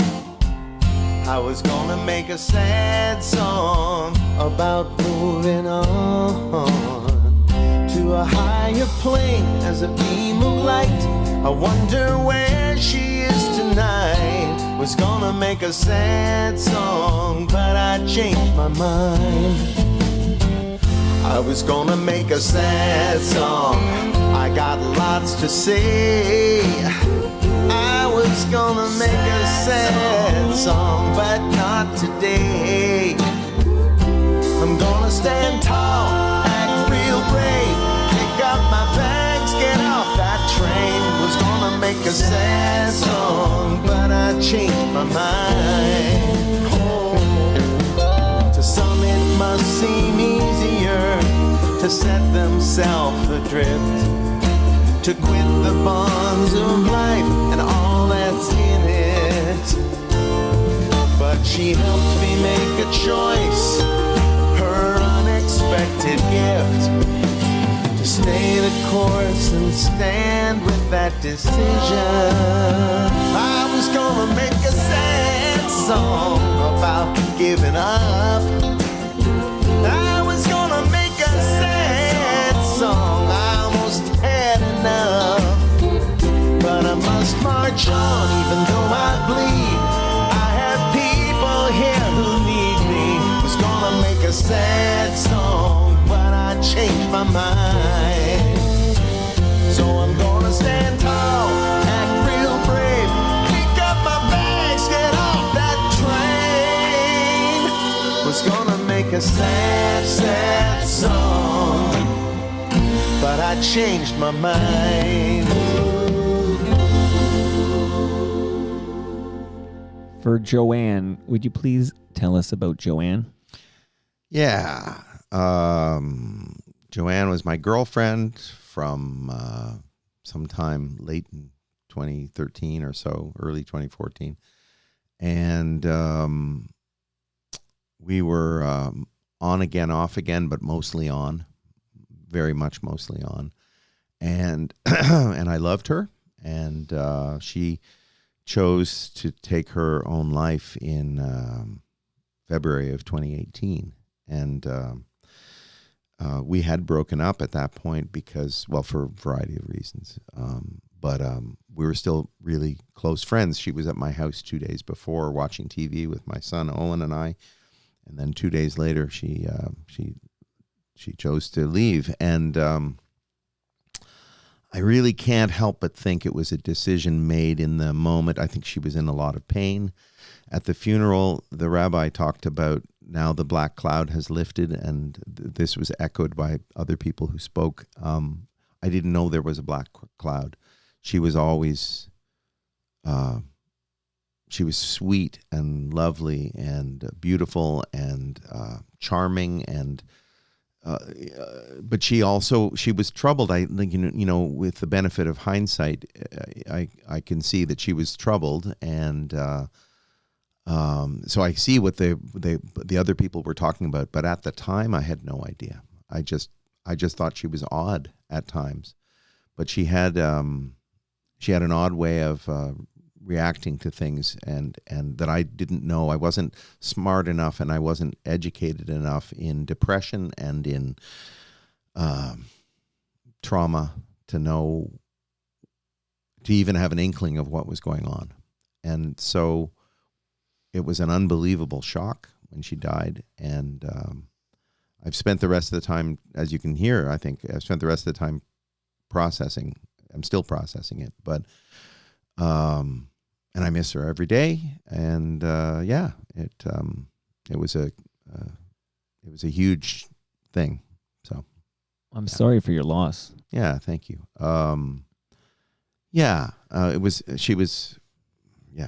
Anyway, she was wonderful. I wanted to write a song though that wasn't about how sad I am, which maybe still I can write that, but I wanted to write a song that acknowledged her choice, or first of all her existence, but also her choice, and the fact that her choice meant that I have made a choice too. That I will never do that. I felt suicidal. But I won't do that because of the ripple of pain, the ripples of pain that her death caused for everybody around me and me and her family, of course. And I could never do that to my son, first of all, but also all the other people who would feel pain, because all of us have people around us who love us and care for us, even if we feel we don't, which of course we all feel like that at times, so that I wanted to write that in a song, so I did. And I wrote a few years ago now. All the songs on this record of mine are older. The newest one is from 2022. But so did Joanne hear songs from The Impossible Dream? Yeah, she did. Yeah, she did. She didn't hear that one, obviously.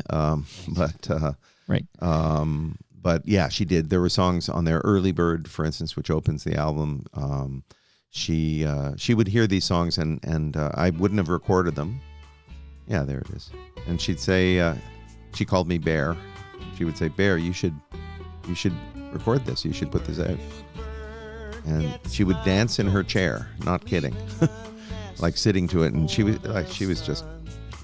great.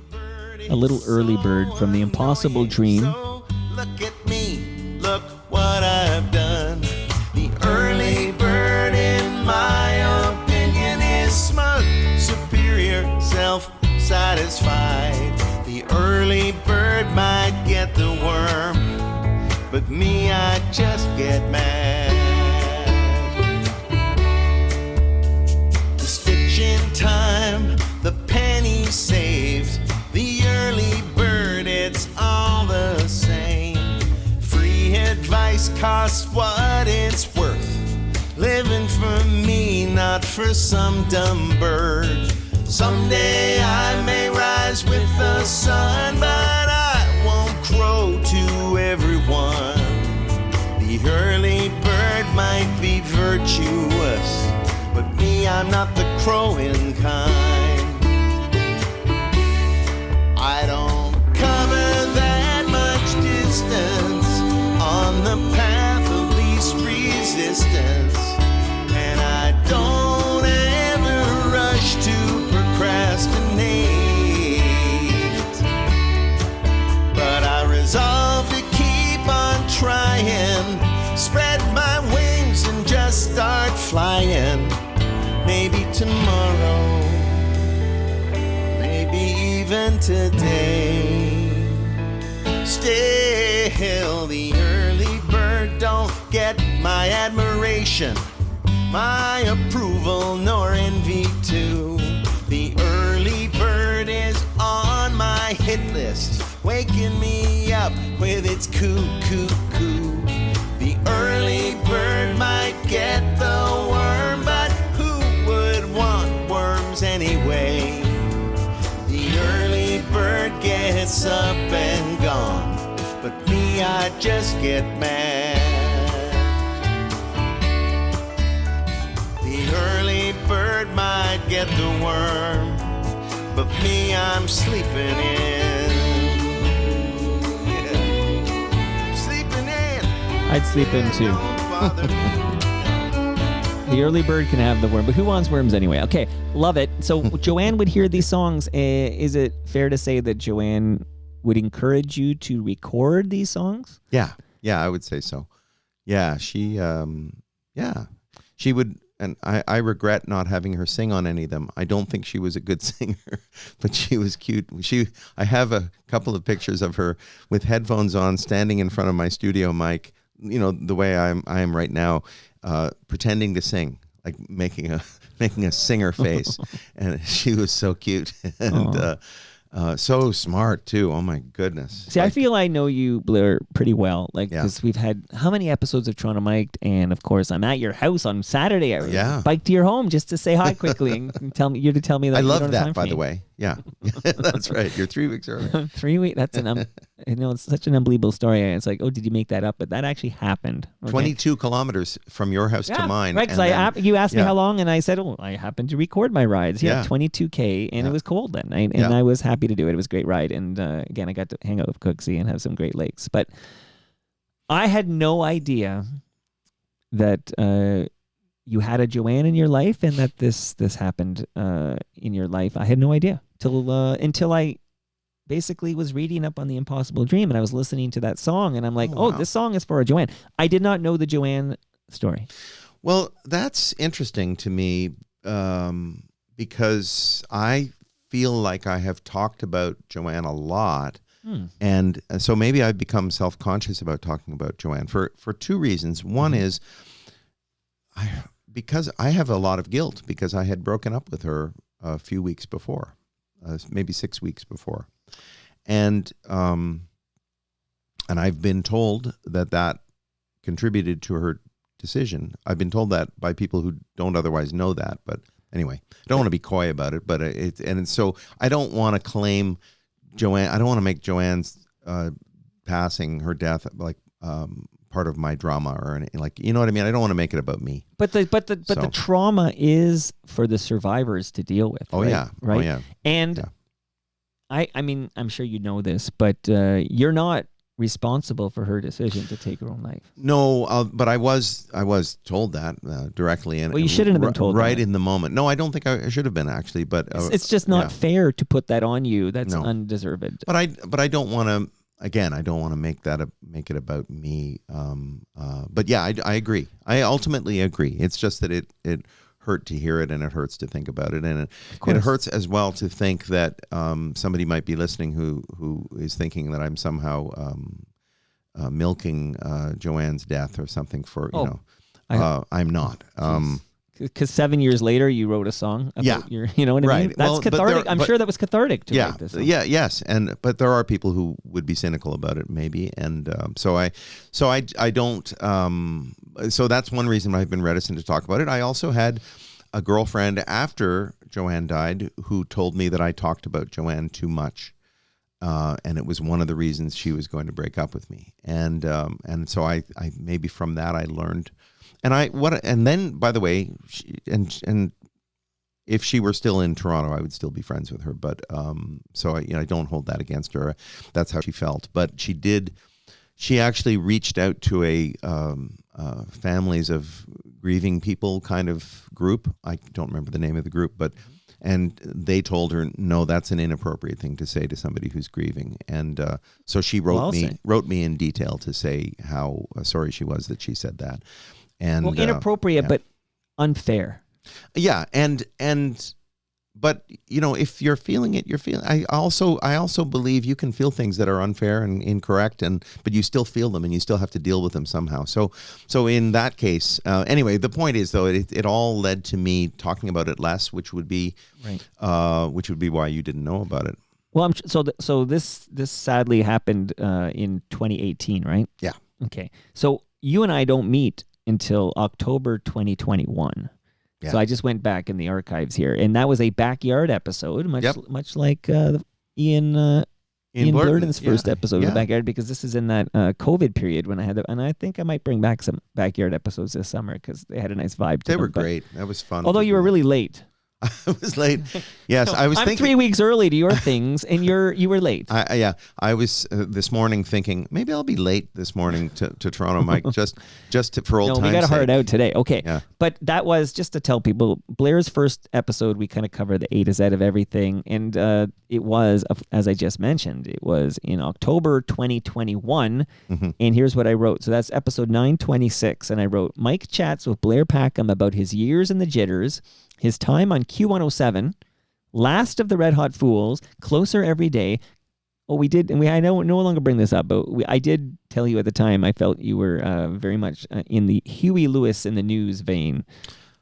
Right. You actually focused more on Doug and the Slugs. Well, yes, because Doug and the Slugs was in the Huey Lewis in the News. Right. vein. And then you when you played a bit of Doug and the Slugs, I thought, oh shit, it does sound like that. So But at the time, I swear. But I have, I realized you didn't enjoy that comparison necessarily because it's not fair. That's not fair to you. But there are some songs that were on the radio from the Jitters that I felt were very much reminded me of Doug and the Slugs. Right, and with the comparison, I both acknowledged it and was irritated. Right, yeah. So I held back on that, just like you're holding back on things. Okay, so and we talked about you write for other people and your work on TV. You mentioned Beyblades and films and etc. And so there's a great episode 926 for everybody. But sadly, I'm not going to let you off the hook with these chats about people who have passed away because somebody else passed away I want to ask you about. Yeah. And I believe he is heard on The Impossible Dream. Teddy Hawkins. Yeah. Could you talk to me about Teddy? Yeah. I didn't know Teddy that well, but I really liked him a lot. A real character. Teddy played drums and sang. He didn't play drums on my record, but he sang on For Joanne, which is, of course, it's not. I don't know what it is. It's sad that he died. He died of a heart attack just a few weeks ago, really, and he was a working musician who played everywhere and with everybody. And I shared a stage with him. He played in the band that I would be playing with a couple of times. There was a Patsy Cline tribute show that I have done a few times. Heather Morgan put it together at the Lula Lounge, and she'd have great guests, and somehow I would be included. And but Teddy was the drummer in that band, and I got to tell you, there was something about his playing that was so beautiful. There's a thing that happens in a band, and he wasn't a technical drummer at all. He wasn't, when people have these arguments about who is the greatest rock drummer in the world, Neil Peart, and Ringo sucks and so forth. But Ringo has this thing that Teddy Hawkins had, which is this beautiful feel thing, and it just feels good. And music, that's what music is. It's not math, and it's not athleticism, though those things come into it, right? But it's about feeling. And the thing that I like, I don't care if it's fast or slow. I don't care if it's complicated or simple, as long as it makes me feel something. And, which is why I've got a late in life appreciation for Rush, because I always heard that as math rock. Right. But so technically perfect. Yeah. Right. And it's great. And Neil Peart was an unbelievably great drummer, like unbelievably great. Absolutely. But to compare, Neil Peart versus Ringo, I had this discussion at a party a few weeks ago, and I was like, oh, not this discussion again. Right.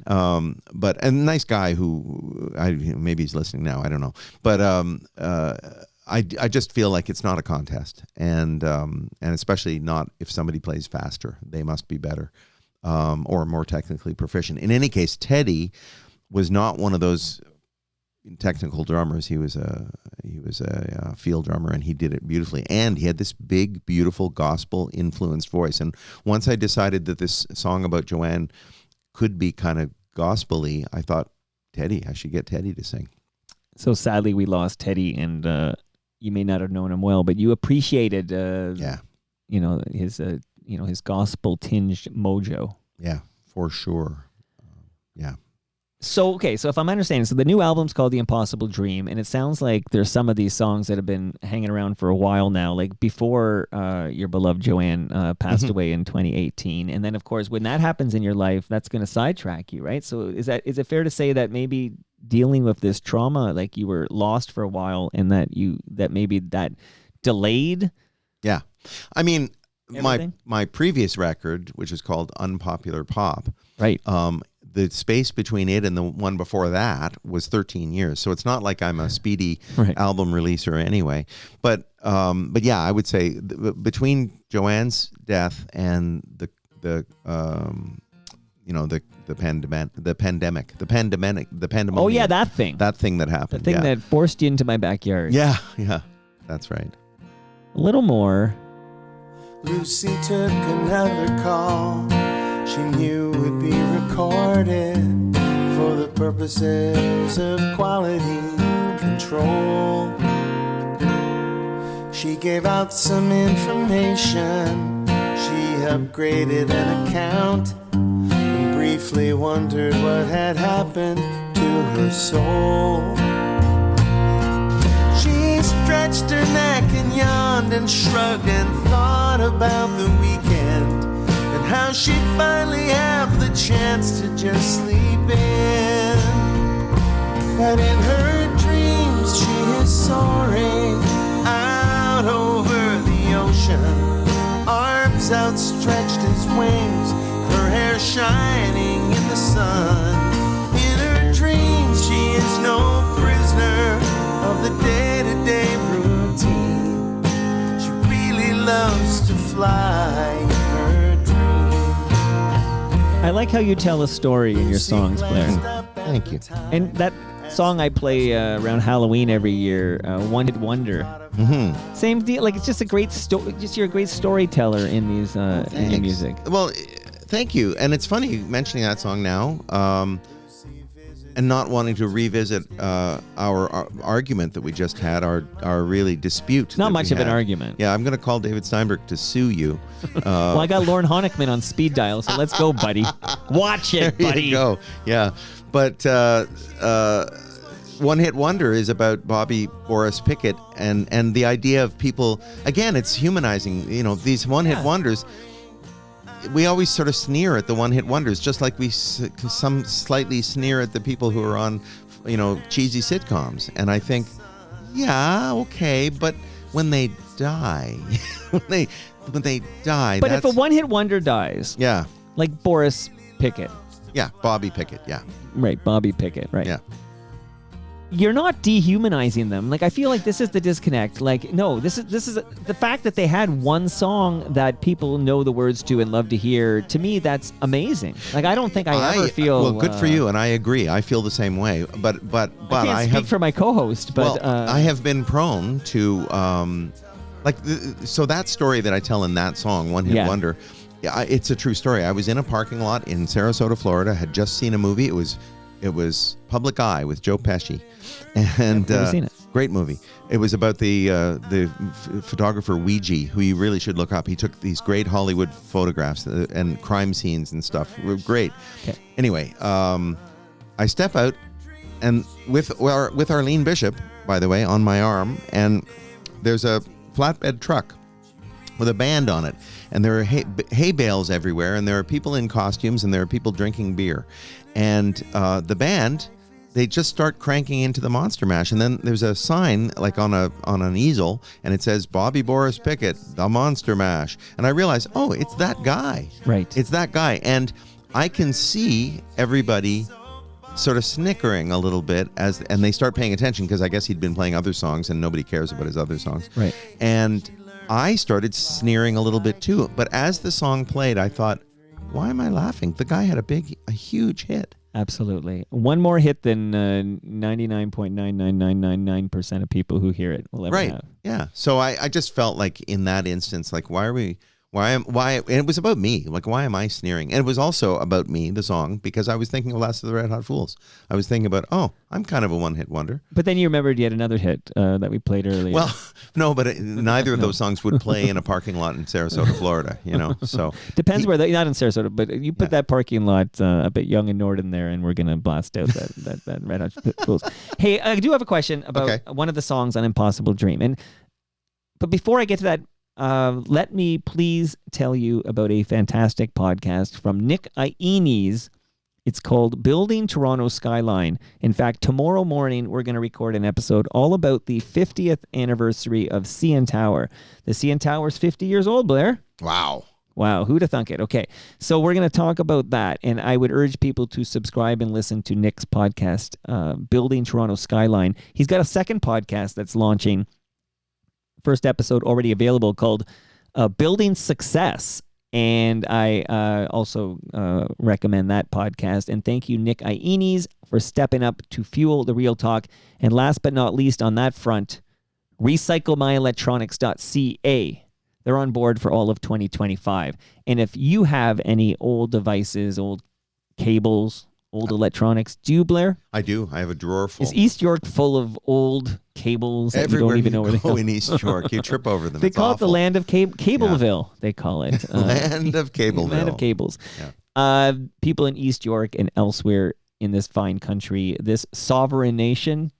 Are you proud of your sovereign I nation, am Blair? very, very proud of this sovereign nation. I wasn't sure Gil Moore was proud enough of this sovereign nation. Like I had to call him out. Like, Really? do you? Yeah, because he seemed. I just had to. I've only had one guest since all this 51st state rhetoric who even made me question whether they'd be okay with that, for what it's worth. And that was not Gil Moore. But, Oh, okay. All but right. but I will finish this thought. Yes. recyclemyelectronics.ca is where you go. You put in your postal code and you find out where you can drop off those old cables, old devices, old electronics to be properly recycled so the chemicals do not end up in our landfill. That's what you do, Blair Packham. That sounds good to me. Now, for the 50th anniversary of the CN Tower, will you be playing Michael Jordana and the Poles' CN Tower? I don't even know this song. Oh my goodness, look it up. It's from Toronto punk rock history, and the hook goes, CN Tower, CN Tower. So, By the way, I'm learning so much about, I was too young for the scene, and I'm learning, and there's a band in my calendar now I didn't know anything about, and then I started researching, and I'm like, I need to do an episode with this band, and I'm vamping while I come to tell you the name of this band. Are you ready to know the name of the band? I will vamp for you. Yes, I'm ready. If you tell me the name, I'm sure I will have something to say. Okay, well, that was perfect. You're good at this. No wonder you were on Hit the Q107. post. That's right. Yeah. Stark Naked and the Flesh Tones. Oh my goodness. Oh my goodness, really? So yes. What do you know about Stark Naked and the Flesh Tones? Well, you can get, I don't know who do you have Eugene Ripper coming on? I have Stark. Oh, yeah, Paul Stark. Yeah, Paul Stark. Yeah. And a gentleman named Bruce. Yes, Bruce Charlap, who was Eugene, who still is Eugene Ripper. This is the kind of intel I haven't done yet. Yeah. Okay, so I have the two founding members. Eugene Ripper was his thing was he's sort of a punk folk guy, and and he's a great guy. So I'm always what I'm saying. And Paul's a great guy too, by the way. This goes back to but this goes back to Paul Harvey. Yes, because I don't know that band. Yeah. But I realize I should know that band, and I need. This is similar to, it's a lot like former Jitters member Martin. Glenn Martin. No. Oh, Blair Martin. Blair Martin. Okay, yeah, but I can connect that. Okay. So the bass player in the Raving Mojos with Blair Martin. Right. Bass player is currently in a New York band called the Flesh Tones, who also were a seminal sort of punk band, but not to be confused with Stark Naked and the Flesh Tones. Okay, right? You did it perfectly. And the Raving Mojos, yeah, you finish your thought. And Ken Fox, that's the name of the bass player from the Raving Mojos. His brother is Paul Fox, who directs Canadian television at a high level.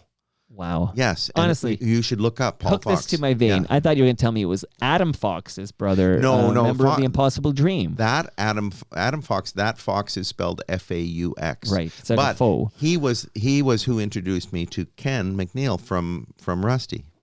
I'm telling you, Unbelievable. it's all connected. Who, by the way, the podcast you cheated on me with is called No Sleep Till Sudbury. Ken McNeil is a bricklayer in Sudbury. No kidding. Wow. Well, there you go. Okay, this is unbelievable. Talented guy. I like those Rusty records, by the way. But my encounter with Ken was not great. So I gather. See, finally, you're coming clean here. Yeah. Okay, but you know what? But it was 100 years. It was literally 1992. Yeah, I feel like he's growing quite a bit as a person since I hope then. so. Ken McNeil. Okay, we gotta reunite you guys at a TMLX event. Okay, we're cooking off gas here because I just saw the clock. Okay. So I would just say the Raving Mojos is an example of I missed the Raving Mojos, but I needed to learn about the Raving Mojos, and I talked to Blair Martin, former member of the Jitters, and we got that whole. Blair Packham, former member of the Jitters. Blair Martin. Not. Yes, was Never the in lead the Jitters. singer. No, he was Okay. never. Yeah. Was he, okay. Why did I think he might have played with the Jitters for a little bit or something? No, his brother Glenn Martin did. His brother. Goodness gracious. Glenn Martin also played with Ray Sawyer from Dr. Hook and the Medicine Show. Wow. Yeah, so like that's spreading the circle out a little bit more. But Okay, and here's how we're gonna close because these songs from the Impossible Dream are from like over many years. yes, yeah. Well, some are from the '90s. Two of them are from the 90s. That's why. Okay, so I'm Yeah. gonna do that. Yeah. Because I'm gonna play a song from the Jitters. Okay, just a Okay. bit of it. Then I'll break it down, and then I'm gonna play a song from Impossible Dream. Okay. Okay, So yep. this is from the Jitters. Yep. You were in the Jitters. I knew them quite well. Yeah. It's in the liner notes. Okay, Jitters. Well, the light fell out of your eyes last night and over me. And I knew that what comes from a moment like this was meant to be. All at once, I saw myself without any doubt. And I knew that it was you, that it was all about. But if I'm gonna make this happen, I've got some figuring out to do. I'm gonna spend my time from now on making heads and tails out of you. And I don't think that I should hurry. I don't ever want to get through. I'm gonna spend my time from now on making heads and tails out of you. Heads and tails. Yeah, man. Okay, good stuff here. But now I'm going to play something from Impossible Dream. The Impossible Dream available now. Everywhere on Bandcamp, Spotify. The Impossible Dream, Blair Packham. Yeah, everywhere. Okay, so this is not a Jitters song. This is a Blair Packham, The Impossible Dream song. Here we go.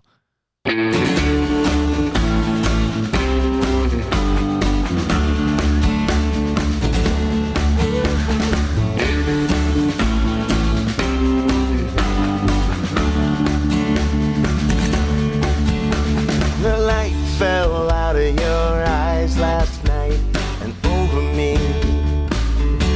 And I knew that what comes from a moment like this was meant to be. All at once, I saw myself without any doubts. And I knew that it was you, that it was all about. But if I'm gonna make this happen, I've got some figuring out to do. I'm gonna spend my whole life trying to make heads and tails out of you. And I don't think that I should hurry. I don't ever want to get through. I'm gonna try to take forever, making heads and tails out of you. So there you go. Did you reimagine Heads and Tails? Yeah, I'm reimagining it further now. I think it should be faster. Well, people listen to this podcast at like 1.5 or whatever, so it will be faster. So it actually will be faster. It'll be perfect. That's right, Okay, yeah. who's the woman's voice I hear in that? Oh, that is the unbelievably great Natalie Wong. She plays violin, fiddle, and violin. All like they're the same instrument, but she plays live with me sometimes. But I wanted a flavor that sort of reflected what I sounded like live these days because I don't have a big rock band anymore. I don't have a big pop band. So this is mostly acoustic, and there's a fiddle player. But I couldn't resist putting the castanets on because, well, that was the drummer's choice, and I just loved it. So the drummer said, "What about castanets?" So, but it's interesting. yeah. You're covering yourself essentially. This is like Yeah, that was Andy Humphrey's idea, by the way. He actually he worked up a version of it, a recording of it, and then sent it to me and said, "What do you think? Should we cut this?" And I thought, yes, we should. Except I'm going to do my own version. Yeah. So- Well, I to be maybe because it's more. I'm digging this version. Oh, I like this version. I just think it should be a little bit faster. That's all. Okay. Well, And the Jitters version, it hit me hard listening to it just now. yeah. I was like, oh wow, that's pretty good. Yeah. We had a good Jitters song. reunion in November, and we played that song, and and we rocked, man. Well, will there be more Jitters performances? Yeah, but the only way we can do it and actually not have it, cost us money is to do it like once a year. So Now, a real phone call from Michael Williams. Oh, so, there you go. That's Yeah. a real call. Apparently, he needs to speak with you. I don't like Facebook calls. Like, No, because who knows what you're doing at that moment? well, it's just to me, Yeah. they're. It's Yeah, it's intrusive, just like I have a phone. Just can you? I know do I sound like an old man? Call my phone. I prefer to get a text first. Just I Mark don't even mind, like, Weisblad if if you're listening. Does he call you? No, I don't. No, I would say. No, I'm just thinking, Oh, I who am I see. talking to? Right. Like when I say that, who's going to text me first? And then I thought, well, it would be funny to say. I try Mark, to that's text all. you first. If Yeah. I phone you, it's because I'm outside your door. Yes, You and know, that that's worked a big. out, That's a big well. difference. So here, as we do final thoughts here, as Okay. I'm gonna put a little bit of another song from the Impossible Dream in the background while we wrap up. This is funny how. Who's calling again? Do you think this is harassment? Am I being harassed by the Could former be an VJ, emergency. Michael Williams? Could be an emergency, but I can't Could have imagine. a much music emergency. If you're calling me in your emergency, it's too late. It's too late. Okay. Right. Any words about beloved FOTM and founding member of Lowest of the Low, Stephen Stanley? Oh, I have so many words about Stephen Stanley. I thought you might have some words. They're all good. Stephen is a lovely fellow. You know, when Joanne died, Stephen, we'd been friends a little bit because he was on my radio show on News Talk 1010. Bob Reed and I had him on as a guest, and we sort of hit it off, and it was good. And then I went to some shows he did, and I don't know. But when Joanne died, he sort of swooped in, much like Sharon Taylor, by the way, Sharon Sederington, and I mean it in the best way. Swooped in to like take care of me, and both of them were. It was very meaningful to me, both Sharon and Stephen. Sharon just wasn't doing any shows that I could open for her, where Stephen was. So he not only provided me with friendship, but he also gave me opportunities to play music and to play on the same bill with him, which is he's really, really talented. I'm a His big songs are Stephen great. Stanley fan. Me too. And he lives in Prince Edward County now. And he's one of the So reasons. not Wolf Island. I feel like he was on Wolf He Island. was on Wolf Island, and he's moved. And he's one of the reasons I want to move to Prince Edward County, to be honest with you. Okay, and that's interesting. Yeah. Steve Anthony moved out there, but then he moved back. But Right. the pandemic was a great disruptor for what he wanted to do there. What's his partner's name? Jennifer? No, it'll come to me. I'm sorry, I'm forgetting I know. because I don't know them very well, but anyway, she said to me, get in touch because we have comments both positive and negative. Like before I move out there, get in touch. And a few people have said that to me, not about Prince Edward County specifically, but the idea of leaving the great metropolis of Toronto. Yeah, because that's a big move. Like, I mean, It's a big I move. don't have plans to do it, but I know people who did it, and some regretted it, and some say it's the best thing they ever did. Like, Yeah. it's it depends what you're into. But There was that article in Toronto Life about, I don't know, 5-6 years ago. David Eddy from the Globe and Mail yeah, wrote this article. Pam Seidel. That's right. That's right. They from were City TV. They moved out somewhere near Hamilton, near Flamborough or something, and I believe they regretted it. That was the gist of the article, and so you think about these things. Well, how serious are you about this? Like, how likely is it that the next time you're on Toronto Mike, you had to make the commute from Prince Edward County? That's a long drive. Not pretty likely, because not bloody likely, because it's going to be a while. I've got to convince my son that he will survive, and not only survive, he'll thrive in my absence. And he doesn't. I don't think he believes that right now, and I understand that. I think if I moved right now, he would feel abandoned, and I think in his imagination he already feels abandoned. But I would never abandon him. So No, of course not. one way or another, he will be fine. One way or Yeah. another. That's right. On the live stream, there was a correct. I think I agree with this. That there are times when your cadence, your voice, are very reminiscent of your old pal Stephen Page. Isn't that funny? And I love Stephen Page, of course. Yeah. People have said that to me, singing and playing and talking. They've said that. I've opened for Stephen a couple of times, notable times. Once in Dublin, Ireland. Whoa! You may have heard of Dublin. It's in I've Ireland. been there. Yeah. And once at the Danforth Music Hall. He opened for Arlene and I a whole bunch of times with Ed Robertson in the earliest days of the Bare Naked Ladies. Drove downtown in the rain. Okay, let's hear some more. 9:30 on a Tuesday night. I miss when the albums came out on Tuesdays. Do you remember this? Yeah. Of course you do. What am I talking about? course But I it's do. like I don't think that happens anymore. Like, No, they people change the date or they just drop. They or whatever. drop. They don't release. They drop, and they drop on any old day. What? And I mean, we don't. What? I know I'm playing you out, but I was gonna say because I started my sentence and then Yes. like realized we I don't thought have you were time. doing a David Clayton Thomas impression. No, What goes up? must come I always thought down. it'd be funny if he answered the phone like that. If he picked up the phone and went, "What? You know, I almost had a phoner with him. Really? That, Eric Alper was arranging, and then Oh. Eric. I don't know, maybe this is a tale out of school, but basically he wasn't in any condition to do a phoner with Toronto Mike. It was a bad idea. We had to kibosh it. But Oh, I'm so sorry it to didn't hear that. happen. But Yeah. I will say this. Mm-hmm. I don't know how you release new music in 2025. I'm not sure you know how to do it, but you did it, man. Well, yeah. Thanks. I mean, I just decided to just put it out. Like I don't know, but it's yeah, out. it's out. People listening to us right now can now go listen to The Impossible Dream. That's true. Apple Music, Spotify, Bandcamp. Bandcamp's my favorite, by the way. Okay, so Bandcamp, do we just search for Blair Packham? Yeah. What's the deal there? Yeah, Okay. you go to you can if you want to go direct, you can go blairpackham.bandcamp.com. It's that easy. It's that easy. Yeah. Dude, this was great. Yeah. Fun as always. Always fun with you. Yeah. Can't wait to take that photo by the Toronto tree. That's right. Can't wait for you to show up at my party on the right day. We'll see. the joke will be I don't show up at all. That's true. And we'll all laugh. And that brings us to the end of our 1,669th show. 69! Go to torontomike.com for all your Toronto Mike needs. I'm getting multiple texts from Michael Williams. Like something is happening. You're getting them on your watch. Yeah, because my watch is vibrating. I'm looking over and I see Michael Williams is writing me. Like I have to tomorrow when I record, I'm going to report back what the heck What it Michael was. Williams Yeah, I wanted wanna to talk know. to me about. It's Yeah. important. Yeah.